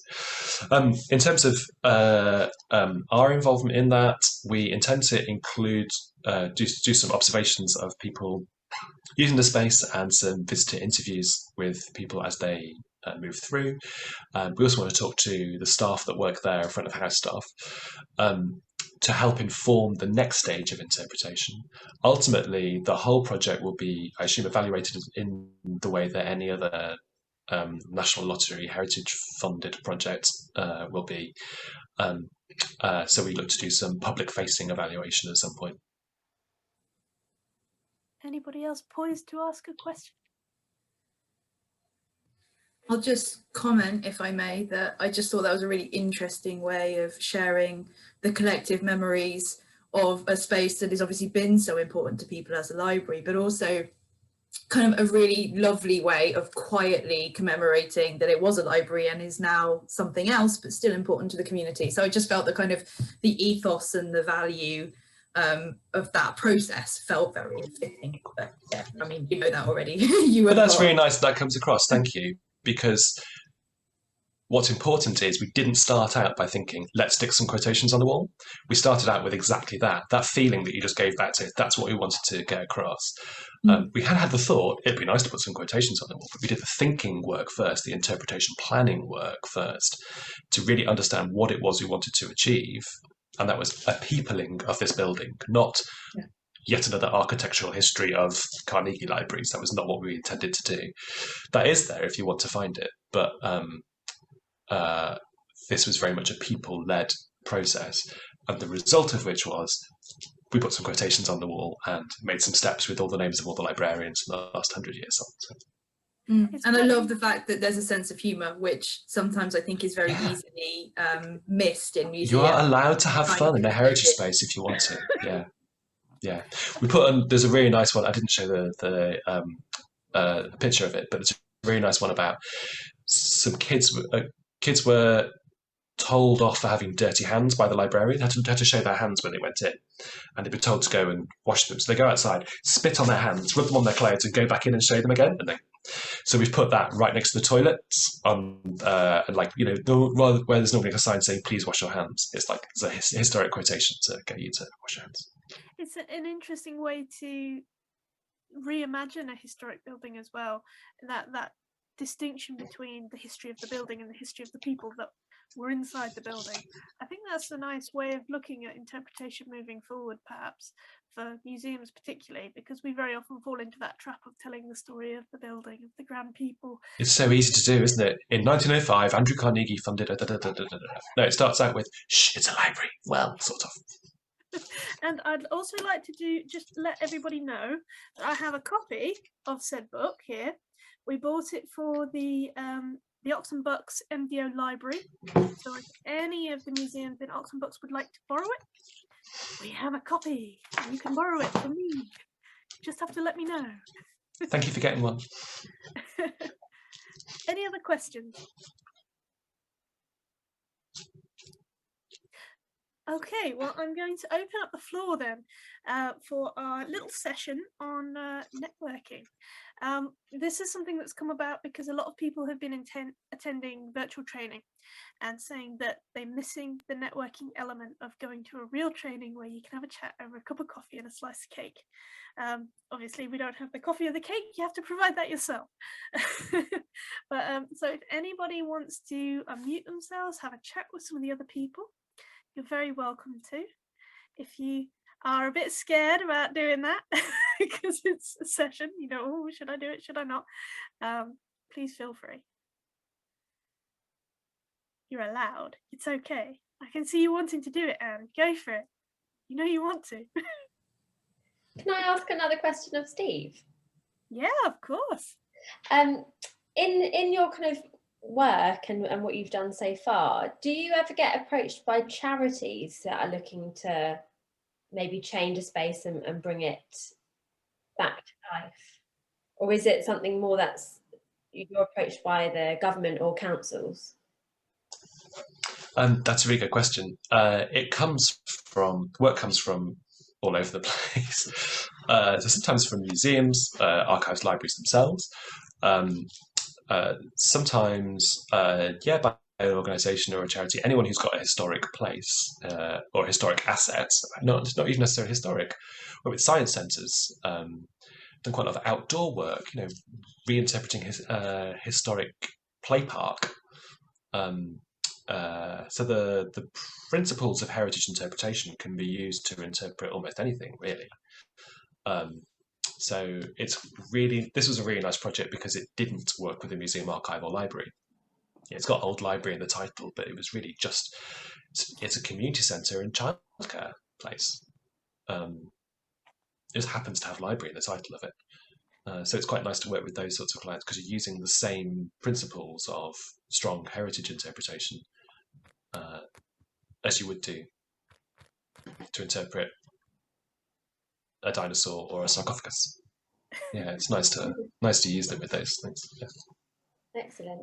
We're the Theatre Shed is a charity, so, and we're very small. We're currently really only part-time, but we're working towards more of a full-time capacity. Although we're all freelancers, so there's a lot more implications there in terms of how we can actually do salaries and whatnot. But one of the things I'm really keen for us to do is actually have a venue and find a premises. And we love the idea of using a local heritage site to be able to do that and to change it. But the more I'm looking at funding, the more I'm realizing that, you know, you can get capital funding, but it's a bit of the chicken and the egg. I was about to say duck and the egg. Duck and the egg, isn't it? A chicken and the egg scenario where you've got to find the location, get all your costings, kind of rope people in, but not actually commit to the work yet, to then apply for the funding to see if it's possible. So that was my reason for to work out whether, from my perspective, this route is something that was accessible for us. Yeah. So I guess this is a case of a childcare charity identifying a space that was conveniently right next door to where they were, and using that as the catalyst to then start the ball rolling. I'll put the link to the old library in the chat, and their story is there, so you can see the process of how they've gone through. But something also bearing in mind about historic spaces and reuse. Our high streets have been changing a great deal in the last few years, and it sounds like with a whole load of places being bought up, they're about to continue to change as well. I've just been working on a science centre in North Wales this was conceived of years ago, a science centre that used to be at the back of a university that's taken over an old TK Maxx store in the centre of Wrexham and turned it into a huge family science centre.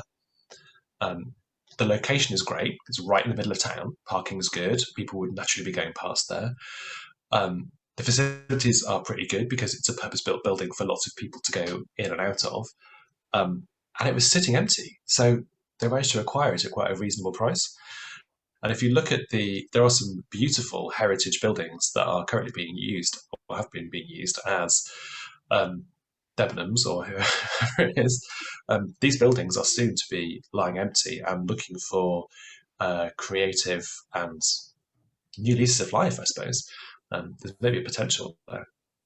It's a shame that Hannah Elms is no longer with us, because she could have told you all about what Wycombe's been doing, and they've literally taken over a shop in the high street for Wycombe Museum, which I thought was a brilliant idea.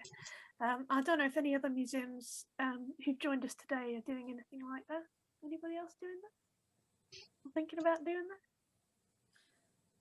that? That's in the Eden Centre at Wycombe, isn't it? They've had a big exhibition on Windrush in that space, which has been fantastic, kind of led by a community champion and leader, really. And yeah, it's been really, really great. And I think it's something that we have been talking about, whether there are other ways of doing that across Bucks.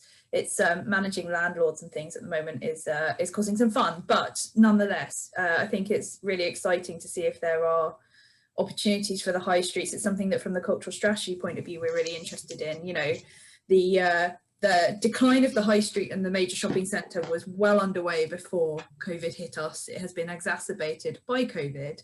And we would love to see, you know, artist, maker, crafts, demonstration use on our high street as a way to bring people kind of back into the centre. But yeah, we've got a bit of work to do there, but you know, it's part of our thinking. I mean, Vicky, just thinking about Banbury Museum, that's actually a really interesting point, because Banbury's in the town centre, isn't it? It's literally in the shopping centre, and you've seen it firsthand, haven't you? Oh, you're on mute. Yeah, we have two entrants. One is directly as part of the shopping mall. So yeah, we've had Debenhams close and M&S has moved to a bigger site. So yeah, it is, and BHS closed obviously a couple of years ago. So that is kind of a big sort of thing for us. But on the other side, our other entrance, which is over the canal, that's all being redeveloped into a sort of cultural quarter, getting a new cinema and some new sort of restaurants and things down by the canal. And there's also the arts theatre down there. So we're hoping to sort of think of ourselves as part of that, as well as the old shopping centre as well. But hopefully there will be some opportunities if some of the units can be repurposed. Yeah, So I hope they've yeah, watch this space. Yeah. I hope they managed to open all that centre, because that's been in preparation for a long time, hasn't it? Yeah, well, it's still going. I mean, the cultural quarter. I mean, it's building work all the time. It's never stopped in this whole pandemic. So yeah, that is carrying on apace. Yeah. Fantastic. Victoria, did you have a question? Yeah, I was just going to say that there was a fantastic initiative for conservation in Kent, and I'm desperately trying to rack my brains to remember where it was, but it had the fantastic title of CSI and then the name of where it was, and it'll cut. I want to say Littlehampton, but that's wrong. And they had a shop front that they had to for people to drop in with conservation conundrums, which of course people love. You know, they love to sort of want to know more about the materiality of objects and how they can care for them, and always what the value is, of course. But they found it very, very successful in engagement. It was through the local museum, I think, that they got it all set up, and that was a terrific way of sort of engaging with people in the community on a material basis. Absolutely, and you've only got to watch. Is it BBC Two that do the repair shop? It's been so popular, and every time I sit down and watch it, it's like, oh wow, that's how that works, and that's how you can restore that. And I think there is an appetite for that sort of information. Yeah. Very much, and I've got a friend who's actually appearing on that, and she said it was hilarious because they want you to sort of go when you see the object that it's so sort of vile and ghastly, and of course, you know, she's thinking, well, it's not too bad. So you know, her reactions, her sort of her reactions that she's encouraged to make it better telly have been very funny to hear. Oh wow, this secret collection Steve's just put in the chat looks quite good as well. The secret collection, so exciting. It's whilst the museum is closed for redevelopment, so they've moved a fair bit of the collection into a shop on the high street, and then they're doing a load of their engagement work from there. But it also helps to keep the story going in the town by having it publicly accessible. Exciting. Of course, it's shut now. But... Okay, so my name is Alice. I'm the artistic director of the Theatre Shed, which is a local inclusive arts theatre company. We're based in Chesham, but our members are sort of from all around Bucks. Some are even in Oxford. My background is actually in film and television. I have a Bachelor's of Science degree in psychology, and I use that to work in special educational needs. So at Shed, I kind of combine all of these skills to work with some amazing and diverse young people in and around our community. So in this presentation, from my perspective, I'm going to be talking about how we as a theatre company interact with and collaborate with venues, whether that's for shows or for trips, and the sorts of things that we look for when we're bringing to you a cast and a company that has a mix of disabled and non-disabled people. So who are we? So the Theatre Shed was actually started in 2005. Back then we were called Shed at the Park. I'm not sure if any of you have heard of us. We started off at what was Chesham Park School and is now Chiltern Hills Academy. And it was the head of drama there that actually started the company and collaborated with another special educational needs school called Heritage House, which was in Chesham as well. And actually through that collaboration, they realised the beauty of inclusion and inclusive arts, and linked up with Chicken Shed, which is the sort of bigger overarching company. They are in Coxosters.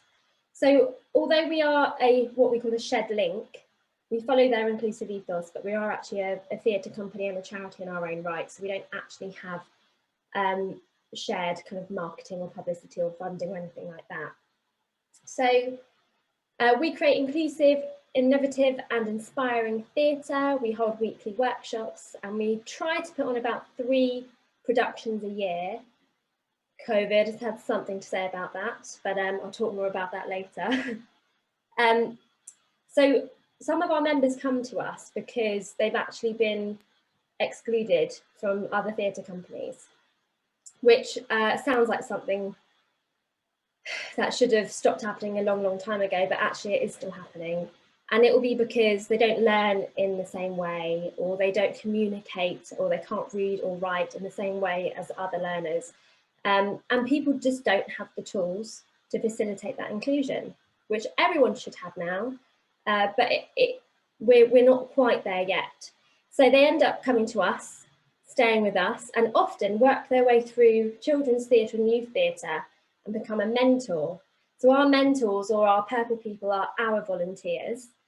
We've spoken quite a lot about volunteering in the previous presentations, and we're hugely reliant on our volunteers. Our workshops and our productions are always member-led. It's all these young people here that you can see on this stage that decide what we're going to do and how we're going to do it.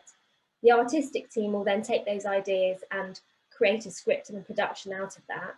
But it's our mentors and those volunteers that facilitate the inclusive nature of how we devise and create this work. So they will be taking the time to create new learning and engagement styles so that everyone has a chance for their voice to be heard. It's pretty magical.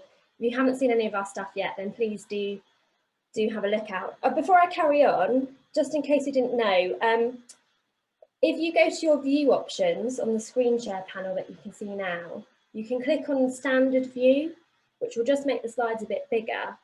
And then what you can do in the top right hand corner is go to the your participant view panel, and you can select full screen or something like that. If you do that, then it creates the video panel as like a little floating panel. You can move it around, or you can get rid of it altogether. Just depends what you need visually in terms of looking at these slides.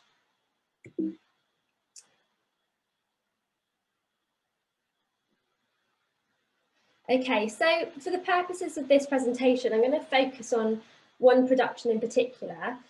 It's called Capability. You can see the clever pun there that the members came up with. And this was a pretty spectacular production. It was actually my first one as director. With my history, I actually was a mentor. I volunteered for Shed for 7 years, from 2009. And then I joined the artistic team in 2016 after I went to university, and I took over as director a couple of years ago. So this particular production looked at exploring that transition from primary to secondary school, what it feels like to have all your friendships change and the pressures from the education system start piling up, because you've got to make those decisions about your GCSEs, which are going to impact your sixth form or college choices, and then your UCAS forms, then university. It's all this pressure, which is a lot, particularly when you still haven't quite found your place in the world yet. So, and interestingly, we had a heritage element because they also wanted to look at skills that get passed down generation to generation that can be specific to culture or specific just to your specific family chain. So that was a really interesting element that the members decided to bring into it. Now, this particular production we took on tour. We went to Brighton Fringe Festival. This was with our youth theatre. We brought it to Bucks, and we went to Edinburgh Fringe as well. So huge logistic challenges. We're actually the first of all the Shed satellites to have made it to Edinburgh Fringe Festival. So it's really exciting. Yes, right, next. I've put a timer on because I'm terrible at just talking and talking. So first of all, what I wanted to do was have a talk about our process a little bit more. This is super simplified. You cannot do what we do in 6 steps. but this will help kind of illustrate what we do. So we have 4 workshops a week with our children's theatre and our youth theatre, and we're also starting a company theatre, which is for kind of 18 plus into adulthood. So our workshops are member-led, as I mentioned. We'll talk to them about, or at least open up the floor for conversation about what it is that's important to these young people. Now, some of our young people are profoundly deaf, visually impaired, have mental health conditions. Some are non-disabled but come from challenging backgrounds. There's a huge variety of young people who come to us when access to the arts in other forms would otherwise maybe be impossible for them. So we have to be very sensitive with how we start these conversations, and we allow them to explore these things in the way that they want to. So whether that's through art, creating mind maps, music, movement, and sometimes we even narrow it down to the senses. So we ask what a particular thing might feel like, smell like, sound like, taste like. And these are all things that we can then use. Whatever they say, we will bring it in and we'll make something out of it. An example of this is our summer course. We collaborated with a company called Singing Cactus to make a short animation film. I mean, the film is I'm going to use the word psychedelic, but it's got goats, skateboarding eggs, drag queen dragons, and support goats in it. So anyway, I can send you the link to that later if you'd like to see it. So we then use all these ideas to create a story, and they will then devise the content. So songwriting, choreography. While this is all happening, we will then simultaneously be doing research into tour venues and trying to create a budget. So we can then apply for funding to hopefully make the tour happen. So we have to be super careful with any promises that we make with our members. We always aim high. We want to do whatever it is they want to do, but funding is obviously an issue. 1, we're a charity. 2, we're in the arts and we're in bucks. So we then look at booking the accessible accommodation, travel, and we work with parents and carers to do this because each individual will have slightly different access needs. And this isn't specific to disability. So that's something that's really important to emphasise. The logistics are then really key because often not every single member can go to each part of that tour. So we have to have different registers, different buddy schemes, and actually even different scripts. I don't know if any of you have been to a Fringe before, but the productions tend to be no longer than 40 minutes. So if we've got a full length production, we then need to simplify that script to make it 40 minutes long, condense some characters depending on who can come.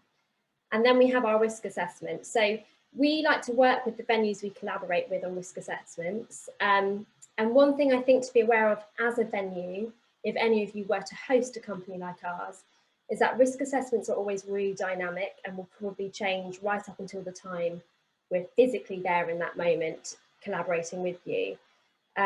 Because needs often always change, and needs of people with disability can also be dependent on things like the weather and what the sound of the venue and how full it is at that particular time. So risk assessments are something that are continually changing. So this venue, I don't know if anyone recognises it, it's called the Brighton Open Air Theatre.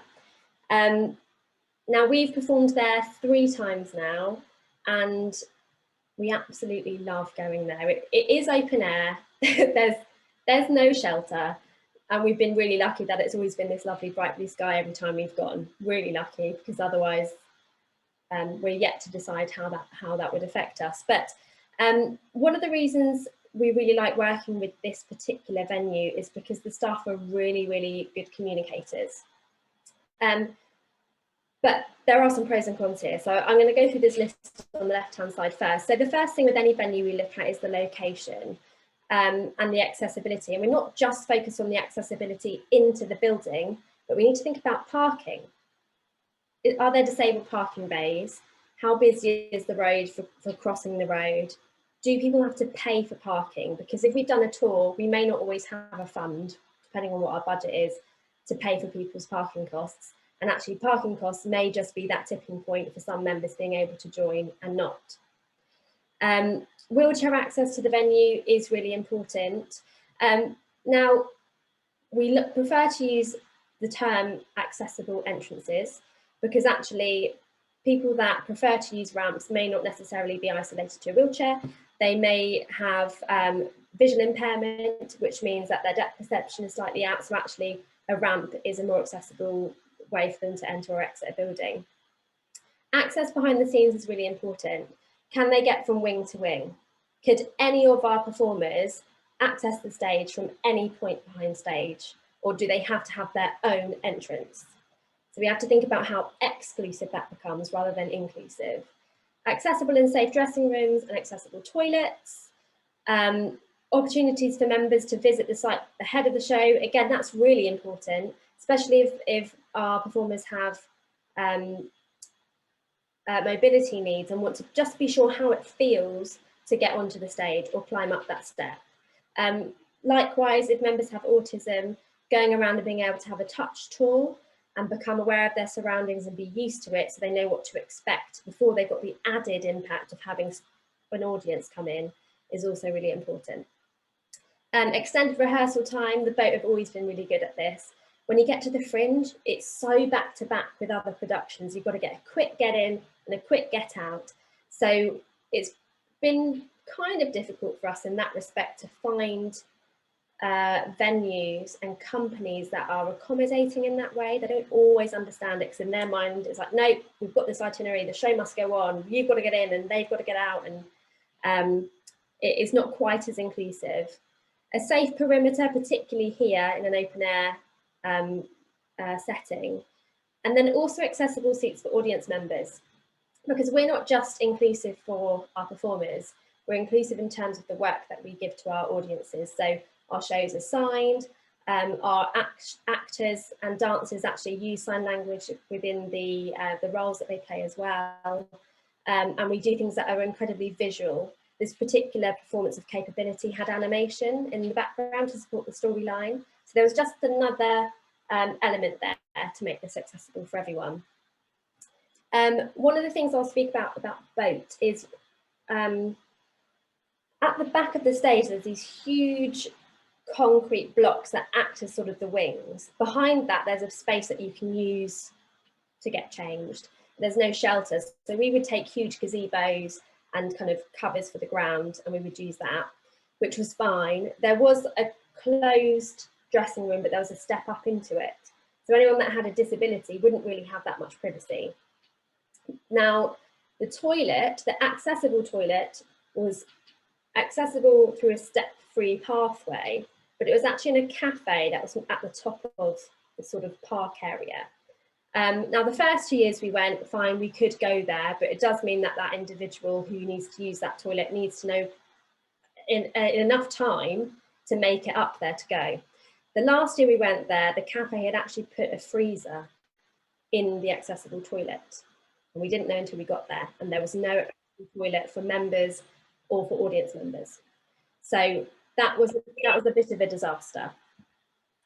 Moving on to this section. So when we're not looking specifically for performance venues, we do like to take our members on trips as well. There are other things that we will look for.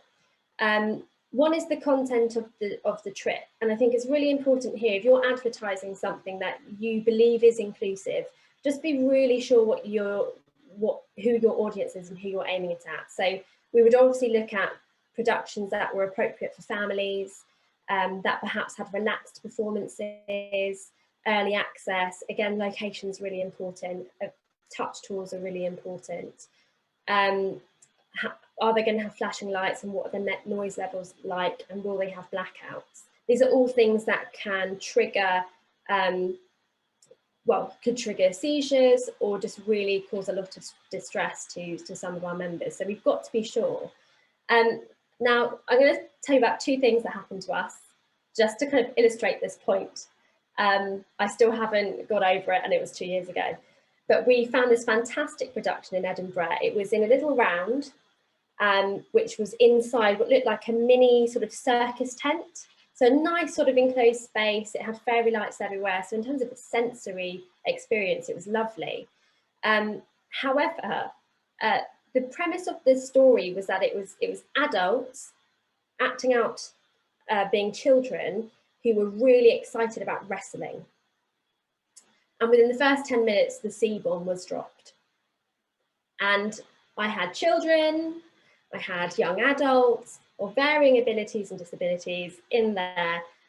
Most of them found it absolutely hilarious, but for some of them, even the fighting and the language was really triggering, and they got very distressed. So we had to split into 2 groups. And I stayed with one group whilst phoning all the parents and carers of the other members that were in there saying, do you mind that they're being exposed to this language? And in the end, it was all fine and everyone was okay. But that's one example of how we've got to be really clear with the content that we're saying is accessible and appropriate for certain groups of people. Another example involves this picture here. So we went to see a production called Cirque 360. It's a really fantastic production, loads to see, that's visually stimulating and just fantastic. And the venue was the Pleasance Theatre in Edinburgh, which is, it looks like a huge castle, it's absolutely massive. Now, again, because of funding, most of our trip in Edinburgh, we had to walk or travel on foot. Occasionally we could use Ubers, but we didn't have the funding for a minibus. So it was what it was. They were fantastic initially. We got a group booking and our mentors were able to have the carer rate. So it was very accessible in terms of it being financially available. And we were able to have early access. Now this is really important because it means as a group, we can go in and get sat down before everyone else comes in. So we're not going in crowds, and there's less risk of anyone getting lost or being triggered. And we were told, yes, there's an accessible entrance. So we arrive, we go to the box office, we get our tickets. But then we were told that the accessible entrance is actually round the back of this huge building. And we had to go up a huge hill.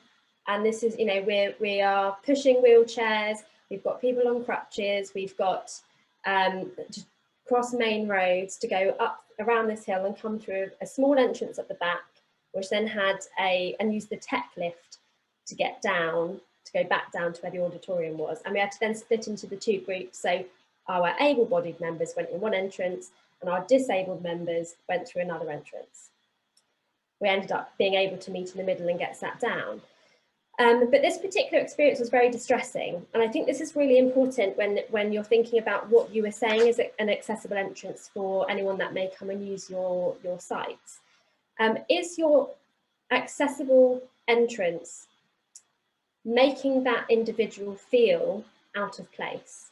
Are they having to do something very different to access, or inconvenient to then access your facility or your venue or your service? Because that's then again, we're verging on being exclusive rather than inclusive. Now, old buildings are old buildings. This was a huge, huge old Scottish building. It was incredible. But there were things that the staff could have done to mitigate this. And one of those things was to invite us all to that accessible entrance to start off with, and have someone there waiting for us with our tickets, and then we could all go in together. Yes, the tech lift would still have been an issue, but at least we would have gone in as a group and everyone would have felt united.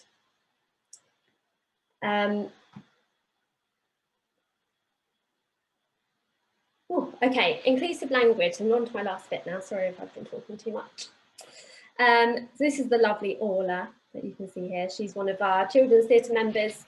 So our inclusive language is a really important discussion point. And I don't know if any of you are on Instagram, but if you are, I'd really suggest following some inclusive language advocates and disability advocates, because it's a hot topic at the moment. And the choices of language are ever changing. So I've written here that language we use is really important when working towards an inclusive world. How we use our words to communicate with, talk about, or even think about others affects how other people think and how others feel about them. Something that you might say, some terminology that you might use may mean one thing to you, but means something else to someone else. So we've just got to be wary about that all the time. And now this is just one page from a document that I've made. I'm more than happy to share the full document with you. It's a working document that I change all the time as our sort of rules about inclusive language change. And the biggest thing I think is person first versus identity first language. So in the past, person first has definitely been deemed the most appropriate and respectful way to describe and connect with people with disabilities and additional needs. But actually there are many people in the disabled community who identify with their disability. So I've just given some examples of person first and identity first language. So for example, you could say the actor who has autism. We are saying they're an actor before they are a person with autism. But actually, many people in the autism community identify with their autism and they go, yeah, I'm autistic. I'm an autistic woman. I'm an autistic actor. In the same vein, we talk about wheelchair users. So person first would be Craig uses a wheelchair. Identity first would be Susie is disabled. Susie is a wheelchair user. Susie is paraplegic. So again, both things can be appropriate depending on what the individual themselves identifies with. So how do we know what to say? It's the minefield, right? A minefield is what I mean. As a rule of thumb, and there are so many exceptions to this, person first language is usually preferred by people with a learning or intellectual disability. So a special educational need. Identity first language is usually preferred by people with a physical disability, autism, or who are deaf or blind. The best thing you can do is ask the individual. The document that I've created covers other things as well, looking at personal pronouns, also looking at the do's and don'ts of many aspects of working with people with disability in particular. For example, if you were a wheelchair user, how would you feel if someone leant on your chair while they were talking to you? This is actually an incredibly offensive thing to do. And although if you're a non-disabled, you may not think twice about it. You may not think, oh, I didn't mean to offend you. I didn't mean to do something that made you feel uncomfortable.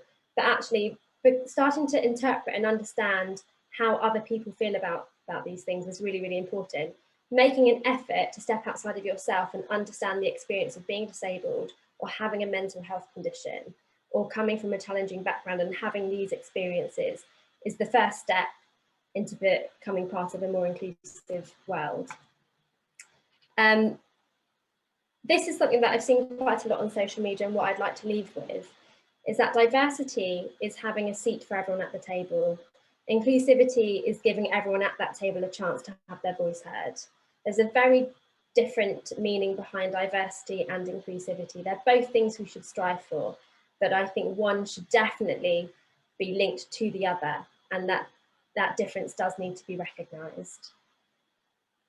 And that is it. This is our company, and this is this is the full company. But yes, okay, that's it. Thank you for letting me ramble. Thank you, Alice. That was very interesting. I especially like the point you made at the end about the difference between diversity and inclusivity.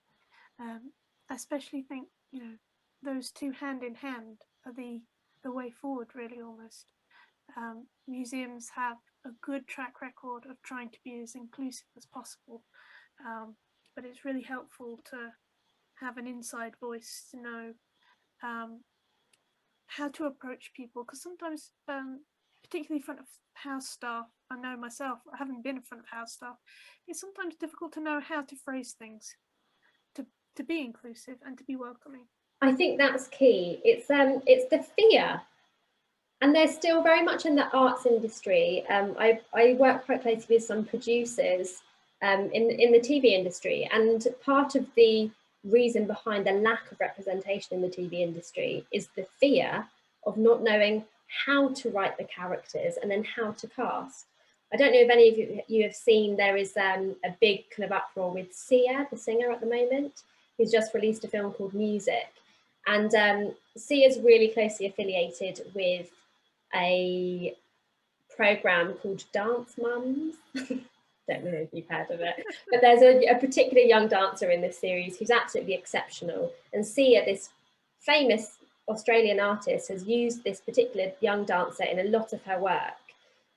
Now, Sia is close to a few people that have autism and non-verbal autism, and she's created a film called Music, which is exploring the experiences of being someone who is non-verbal and autistic. Now, apparently originally she did cast someone who was non-verbal and had autism. Well, not particularly non-verbal, but had autism. And their first day on set, they found it quite distressing. And rather than altering the environment to be accommodating to this young person, she went, oh, I'm going to get Maddie instead.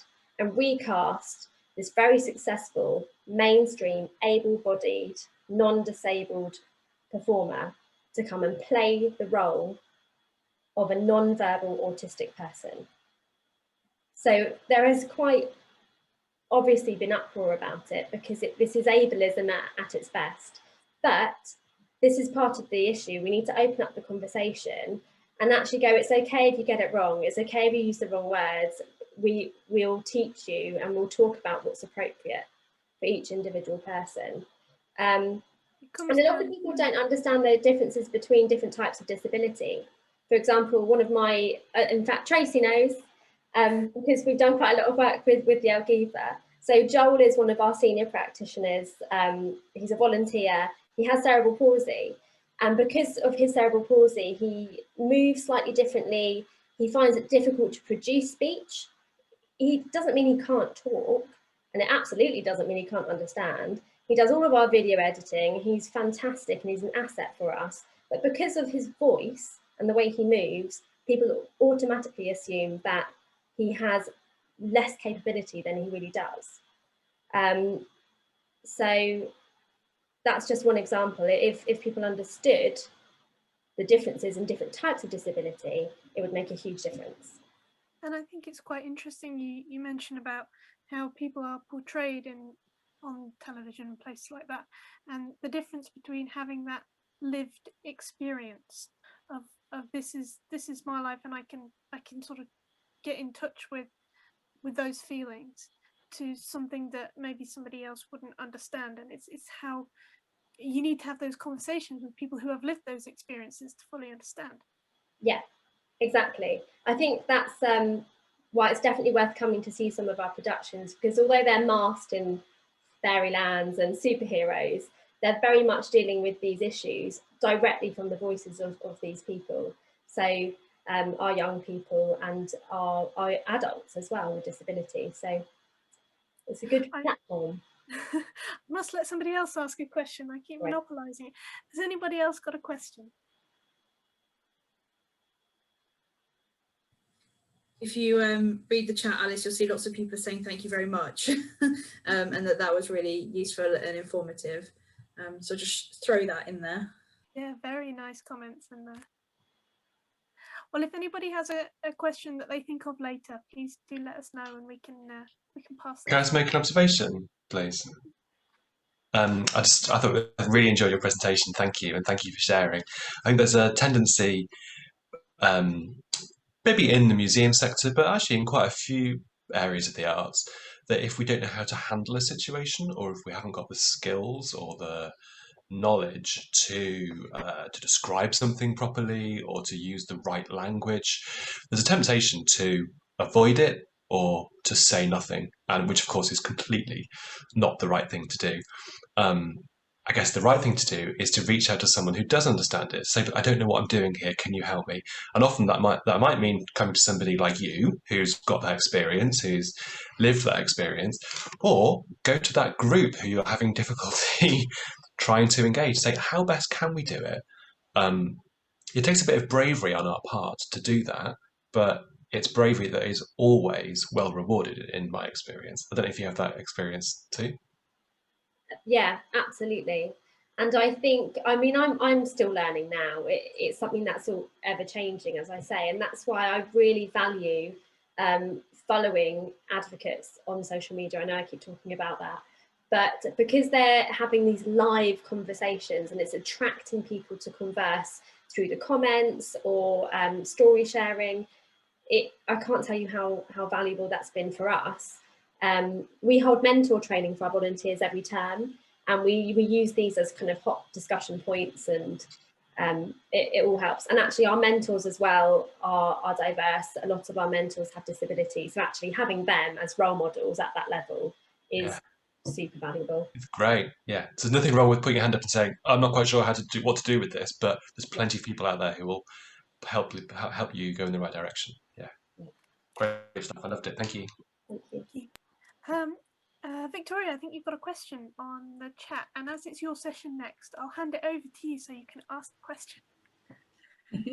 I just wanted to, that was really inspirational, Alice. I really enjoyed what you were saying about the engagement activities that you've been undertaking. It's really really brilliant, and quite an act to follow. So thank you so much. You mentioned language advocates, inclusive language advocates. Do you have any recommendations of people who, you, in your opinion, are very skilled in that, are very onto that? Yes, yeah. Let me, when I send the inclusive language document, I'll tag the people that you should follow on Instagram. Yeah, absolutely. Great, thank you. Do you want to dive right in then, Victoria? You want me to just keep on keeping on? Right, okay, let me share my screen. If anyone has any last minute questions for Alice, just drop them in the chat and I'll make sure that she gets them.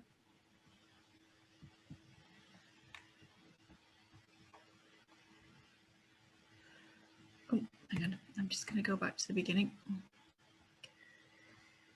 Okay, so my presentation follows on with some of the themes that Alice has so ably developed and explained, and the two, I don't know whether it was luck or judgment that made us follow on from each other, but they knit quite nicely. I hope I do an equally good job.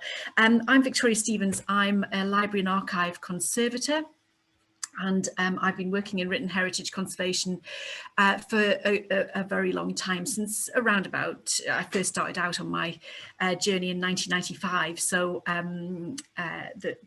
hopefully the youth due is working quite well, and you're all gasping at the thought of me being that old. I mean, as a library and archive conservator, my work is absolutely all about access. There's no other point to conservation apart from to provide access. And by improving the material and the physical stability of an item, I'm allowing more people to interact with it, to understand it, and to enjoy it.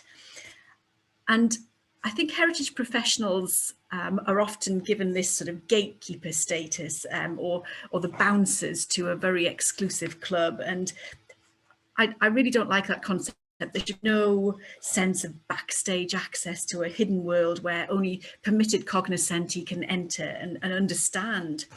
And the phrase behind the scenes in particular is one that really quite drives me mad, and should be banned on pain of death. I think museums really get this, though, they really do, and I think archives and special collection libraries are a little bit behind the curve, really, and which is strange, really, because their collections tend to be, for the, once you've got your reader's ticket, they tend to be open access.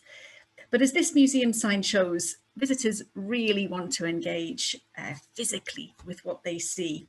And this isn't your usual advice to prevent damage, but was clearly needed to moderate visitor behaviour. I dread to think what was going on in the galleries there, but anyway, it needed to be stopped, and quick. So my sensory engagement epiphany began way back in 2012 with this absolutely incredible object. The image that you can see on the upper left is the original object, and the other two images are the facsimile object. So this is the examiner's copy of T. Lawrence's undergraduate thesis on Crusader castles in the Middle East. And he wrote this in 1909 and submitted it in 1910. part academic study, part historical travelogue. It's scrapbook format with inserts cut and drawn and collected by Lawrence during his very long walk, about 1,000 miles on foot throughout what is modern day Syria. And it's the physical embodiment, the distillation of one young man's journey through areas both literally and figuratively that were to become the abiding influence of his life and his almost myth. And it is a wonderfully tactile object. This is multi-layers of information inserted into a very plain text block that was physically made by Lawrence himself. And it just begs to be explored through touch. People want to lift up the various inserts and the flaps and the multi-layered pages.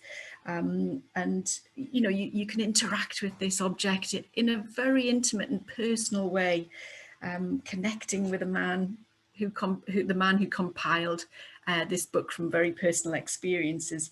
And I haven't got it on this slide here, but you can actually, in the original, you can actually feel the jagged scissor cuts that Lawrence made to very clumsily create the stub guards on which the inserts were hinged. You can see where he's made mistakes and has been really rather sloppy in his approach to his physical presentation of the thesis.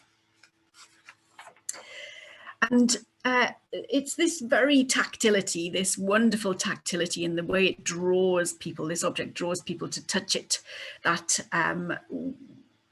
really caused it to come to my workbench in 2012 for some conservation. It's wonderfully fragile as well as wonderfully tactile. And its charm and its irresistibly touchable appearance has really been its undoing.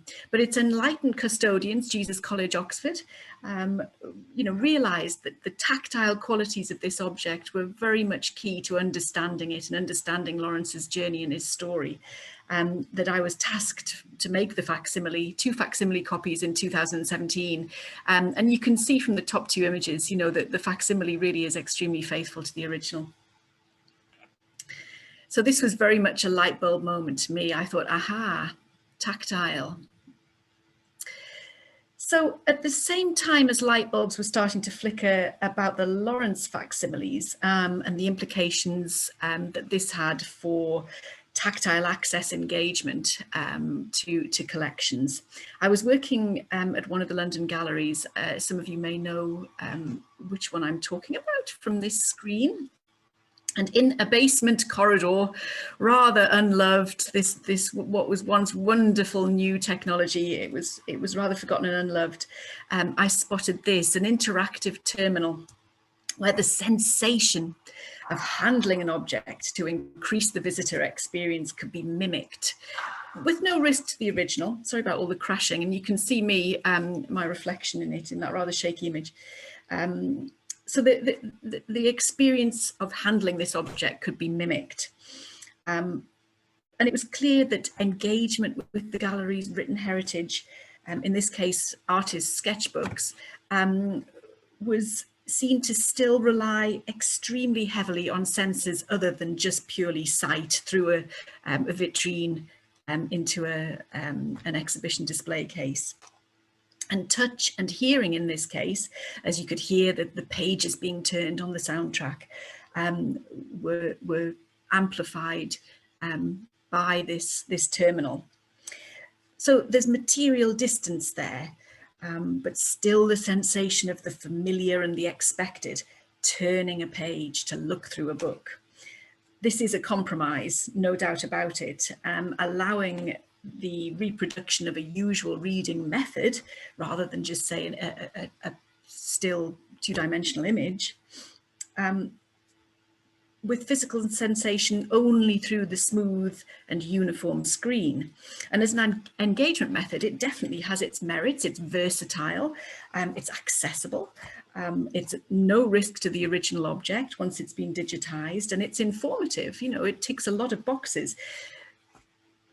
And ultimately, I think it's unsatisfying. It doesn't allow you to interact with the object in the same way as, say, I was with the Lawrence's original manuscript, or indeed the facsimile manuscripts. So this too got me thinking. So this was a happy coincidence that I came across this rather unloved terminal in the basement. And now the light bulb was absolutely fully on, 100 watts. And I really started from that point on to form connections.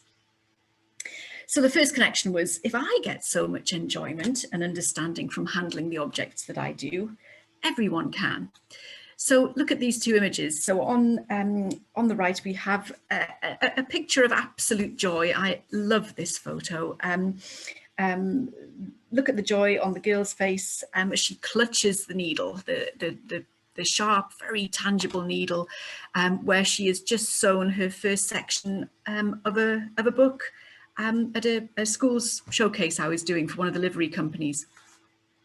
And this was reinforcing a lot of the messages that I was verbally or we had written down on information sheets.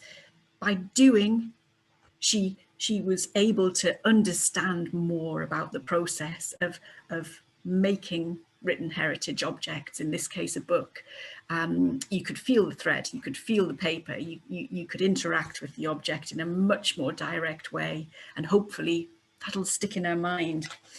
But even a cynical old conservation warhorse like me can enjoy tactile activities. There is me getting clear enjoyment from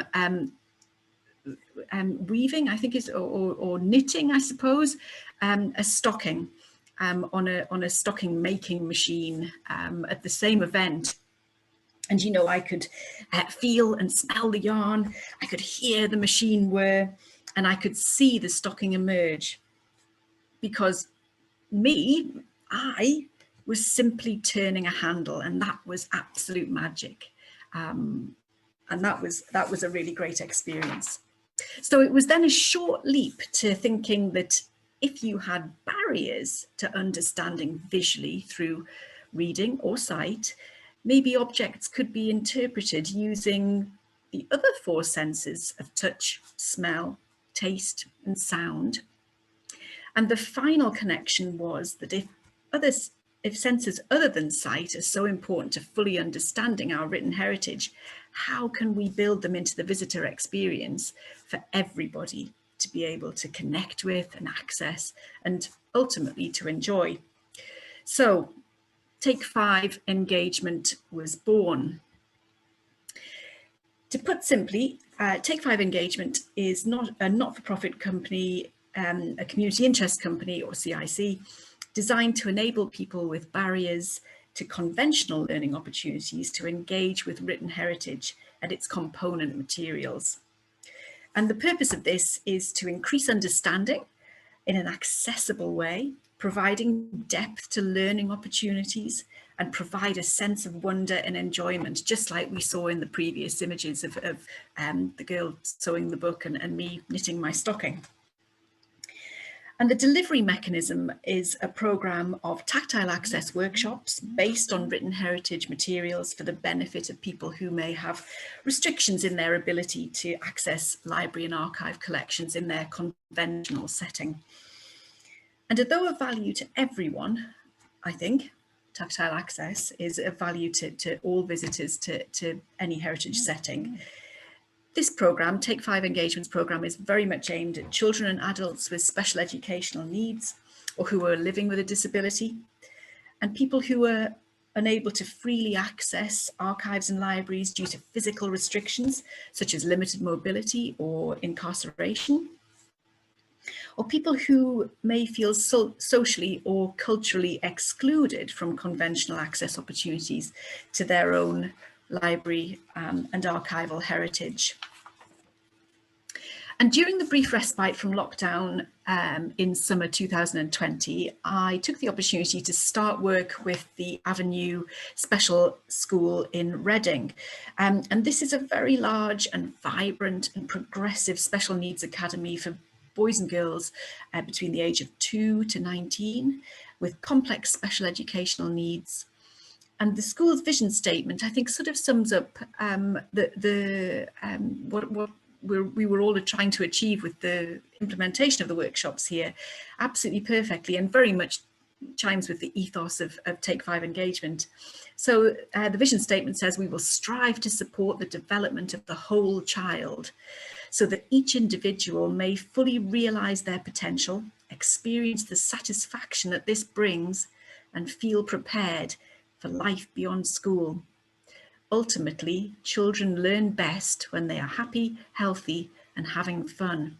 And that pretty much epitomises bang on what I'm trying to achieve with the workshops that I'm hoping to work with the Avenue on. So the proposed workshops break down the concept of the book into its component parts: paper, ink, printing, structural methods such as sewing and sewing threads like we've just seen, decoration, with each approached in a very hands-on way. The practical sessions, and it is very interactive, it's very much everybody pitches in and let's see what we can make here. And so the practical sessions are supported by a huge variety of materials and equipment, all designed with heightened sensory engagement potential in mind.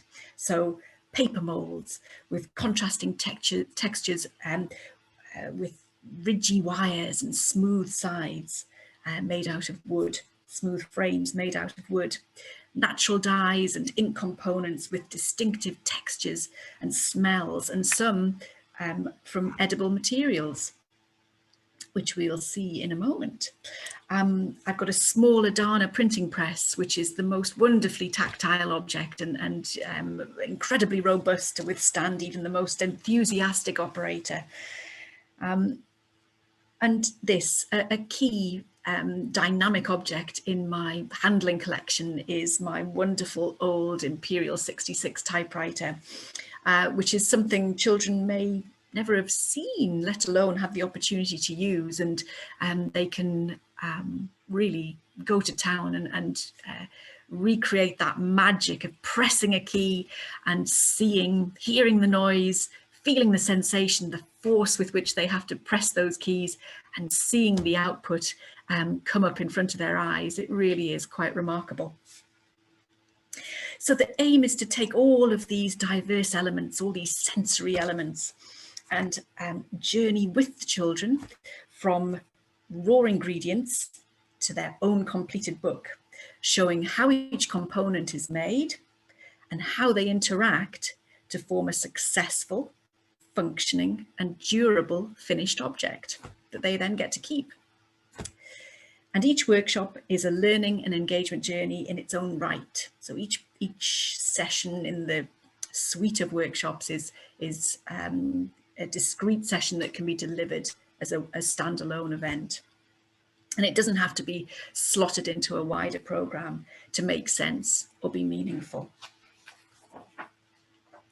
And the sessions end with a suitably celebratory and big finale.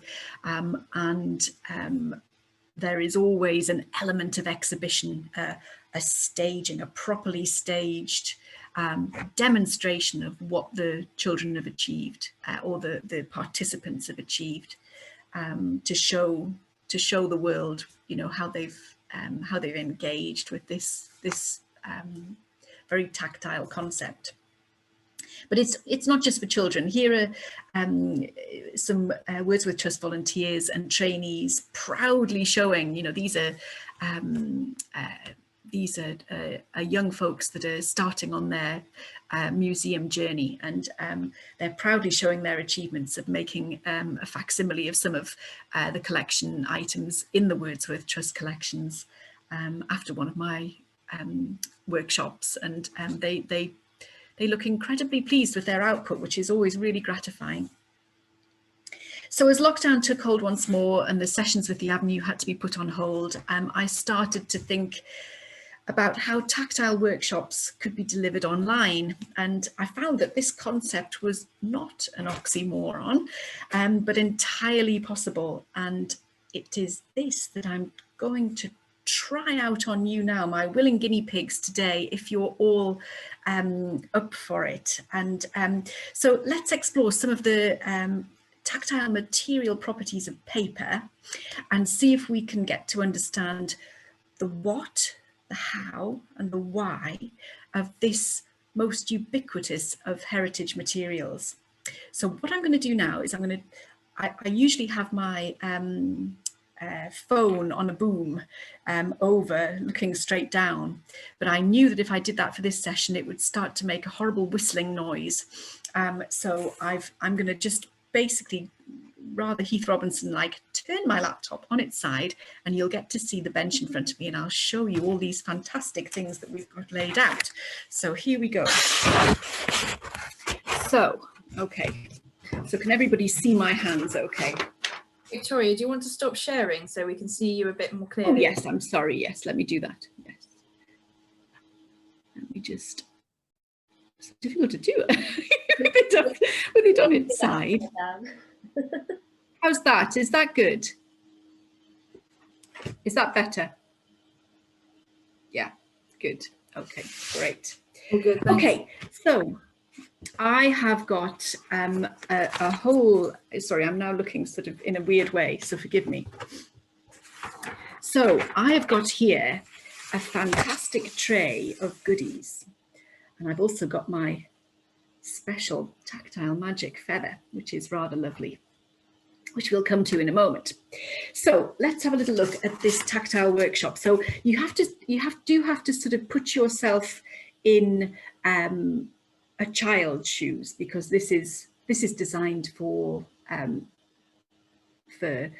mainly a school age audience, but obviously it can be adapted depending on that audience and their interests and abilities.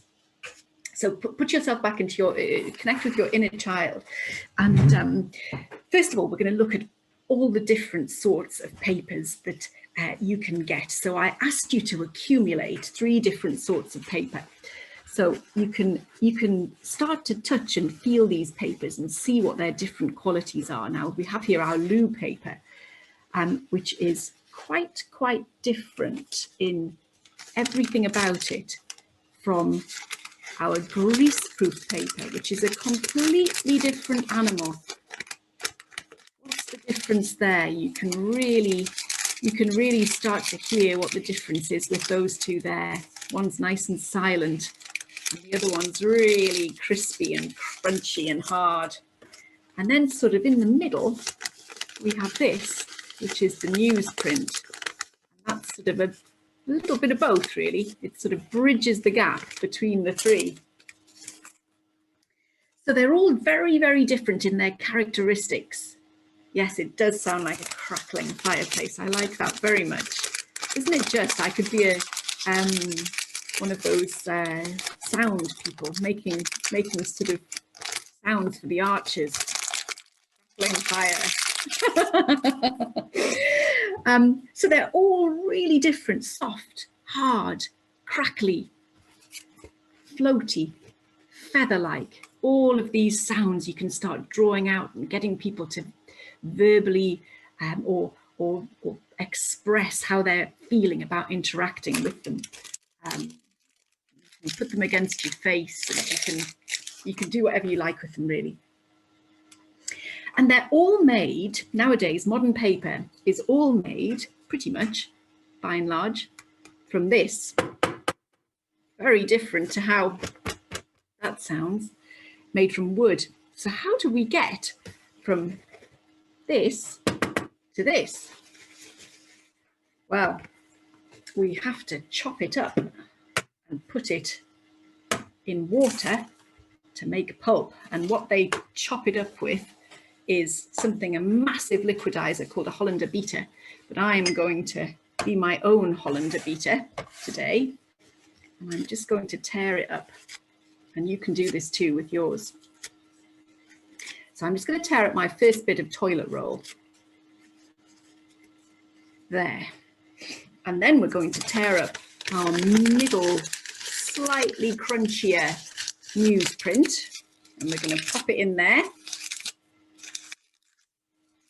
Makes a great noise.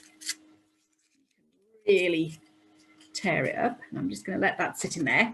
Then finally, we're going to get our crunchy monkey here, the greaseproof paper, and we're going to pop that in there.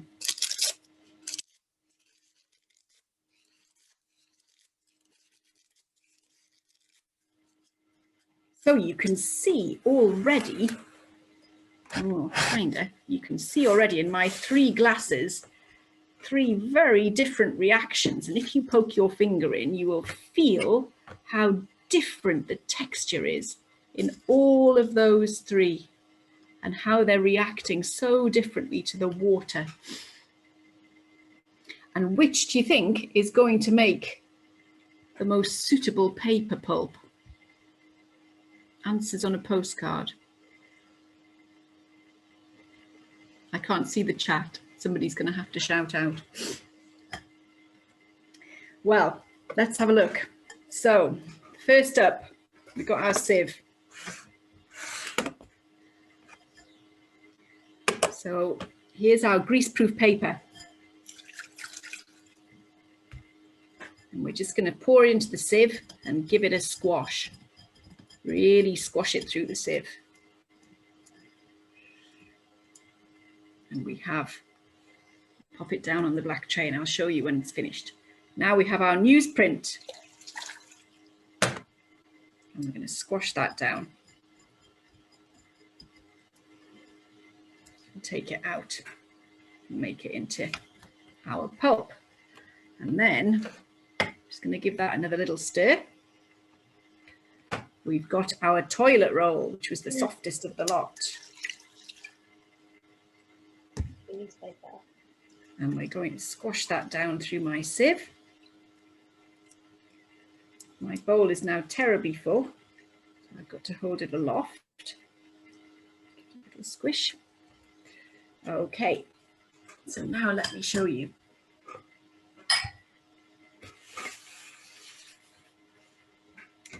So number 1 was our greaseproof paper. And as you can see, that's not really very papery at all. It's sort of all coming apart and it's floppy and rather sad. Then we have the newsprint, which is a little bit more cohesive, but still not really like paper. And then finally, we have our toilet paper, which is actually the most cohesive and the most sort of together. The fibers are most together. And if I dried that out, it would make something that didn't look too far away from paper. So what's causing this? What is causing this sort of incredible difference between 3 substances that are basically made of the same product, same original material, which is wood? Well, it's this, which is our jelly that I asked you all to get. And you can indeed taste that, and it tastes like raspberry jelly. Gelatine, which is what jelly is, was used as a size, and the size is what gives all of these 3 papers their different characteristics and how much size is in the paper. And I'll show you the effect of size here. So we've got another bit of toilet roll here.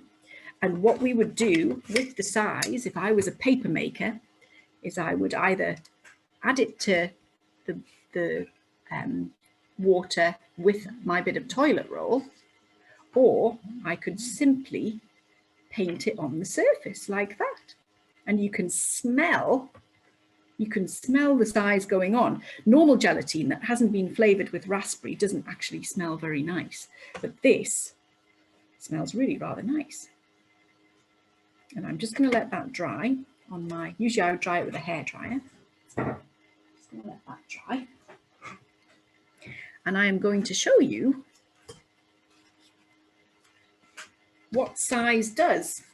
So taking my beautiful tactile magic pen, I've got some ink here, and I'm going to show you the difference. So I have here another small piece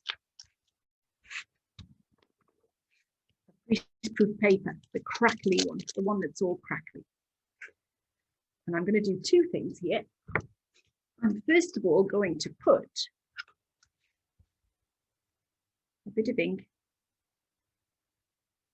can you see, just on the top there, okay? So you can see that that sits on the surface. It's actually raised up. You can see it's actually just sitting on top of the surface. But if I do the same with this, it goes right into the paper and it spreads really quickly. So what the size does is it allows the ink to sit on the surface and not to sink right down in. And if I use my magic pen, my beautiful yellow pen, you can see that it's so much easier to write on a heavily sized paper, on where there's lots of size, and almost impossible to write on the one, or write clearly on the one that has no size. And here is a piece of sized paper, toilet paper, that I prepared earlier in true Blue Peter fashion. And it smells of raspberry. It's got a beautiful pink shade, and it is really different. I've got two sheets here, and on one side I've got a really crispy, crunchy paper, and on the other side, the one that hasn't been sized, I've got it really like it was, like when we were looking at it right at the beginning. It's smooth and floppy and soft. And if I get my magic pen again, and I show you how it works, the ink works on it, and you see the difference. So first of all, we've got our unsized bit it hasn't got our jelly size on, and the ink is spreading hugely. But if I do the same, you can see there that the jelly has formed size on the paper, and now the ink sits on the surface and you can read it.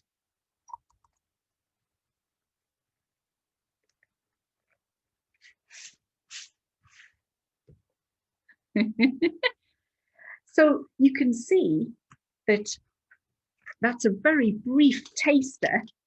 If I turn myself back around the right way, that's a very brief taster and a very sort of whistle stop romp through what I'm trying to achieve. And by allowing the children to engage with all of these materials, to be able to see and touch and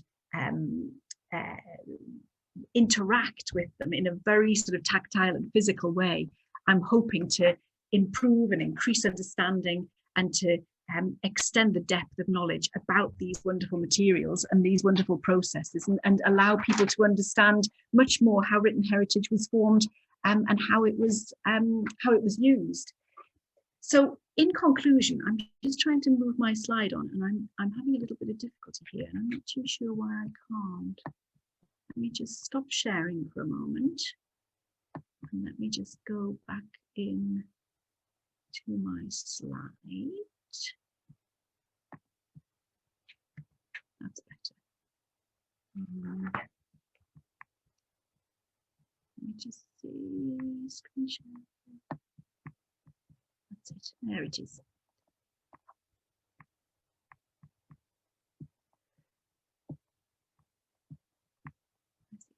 Sorry to bungle around. There, okay. So I'm just going to find the rest of my presentation. 2 seconds. Which of course has now disappeared.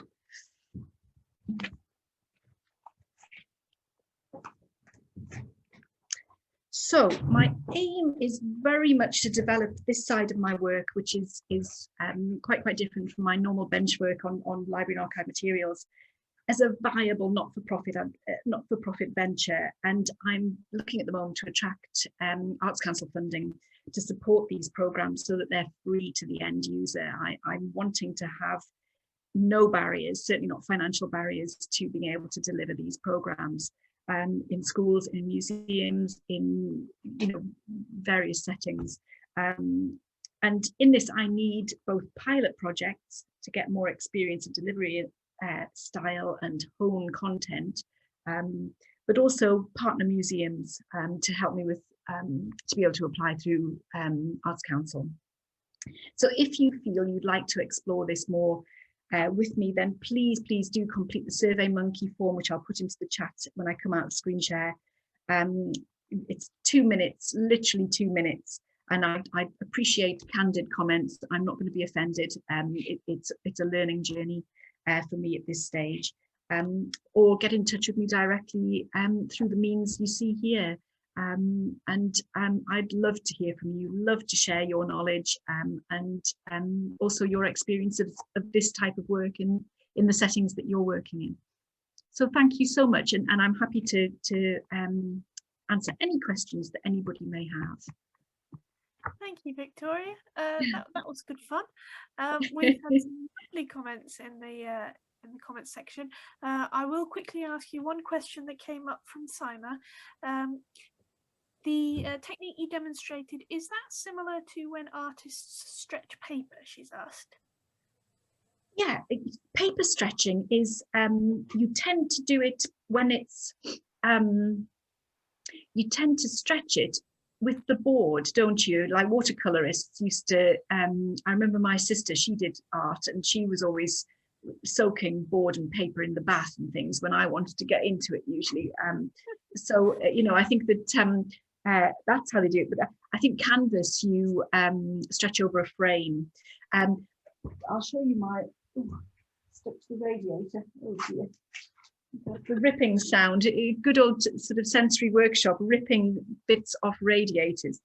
But you can see that, that's quite cockled. You'd have to, if you stretch paper to draw on, you'd have to do it where it was restrained, or else it just goes berserk. And it's all, can you see it's all sort of wrinkly and not a nice writing surface at all. I don't think I best give up my day job as a conservator and become a paper maker. But it's certainly much, can you hear that? It's certainly much more brittle and even just smells great. It's much more brittle. It's much more sort of crunchy rather. Lovely. I'm aware that time's ticking on. I don't want to keep. Oh, sorry, I've overrun. No, that's all right. Has anybody got any last-minute questions for Victoria at the moment they want to chip in with? Shall I put? I'm sorry to sort of force you to do my SurveyMonkey, but I'd love feedback. I really would. Let me just pop into the chat. And I should mention that the link for that SurveyMonkey will be going out with all the bits and pieces that come in after this session as well. Thank you. You've got an opportunity to do it here and an opportunity to do it at your leisure as well. Absolutely. 2 minutes, I promise.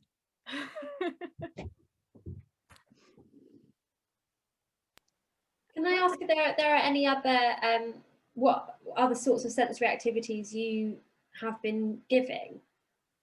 Okay, so the program is the full program is at the moment is the components are paper making, printing using the Dana and the typewriter, ink making, marbling. There's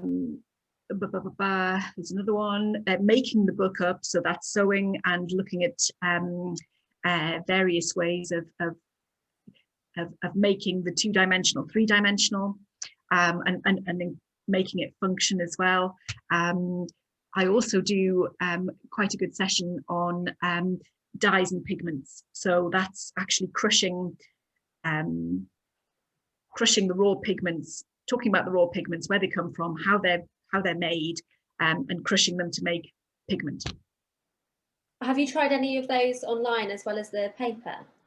No, that was absolutely my first attempt at delivering a tactile workshop online. It worked really well. It felt as if the wheel was coming off at various points, but it's incredible because you're having to describe and act in a way that of course you never normally would. I don't go around going, now I am picking this up, you know, but that you have to almost over accentuate that. So yeah, it was so you're my guinea pigs very much.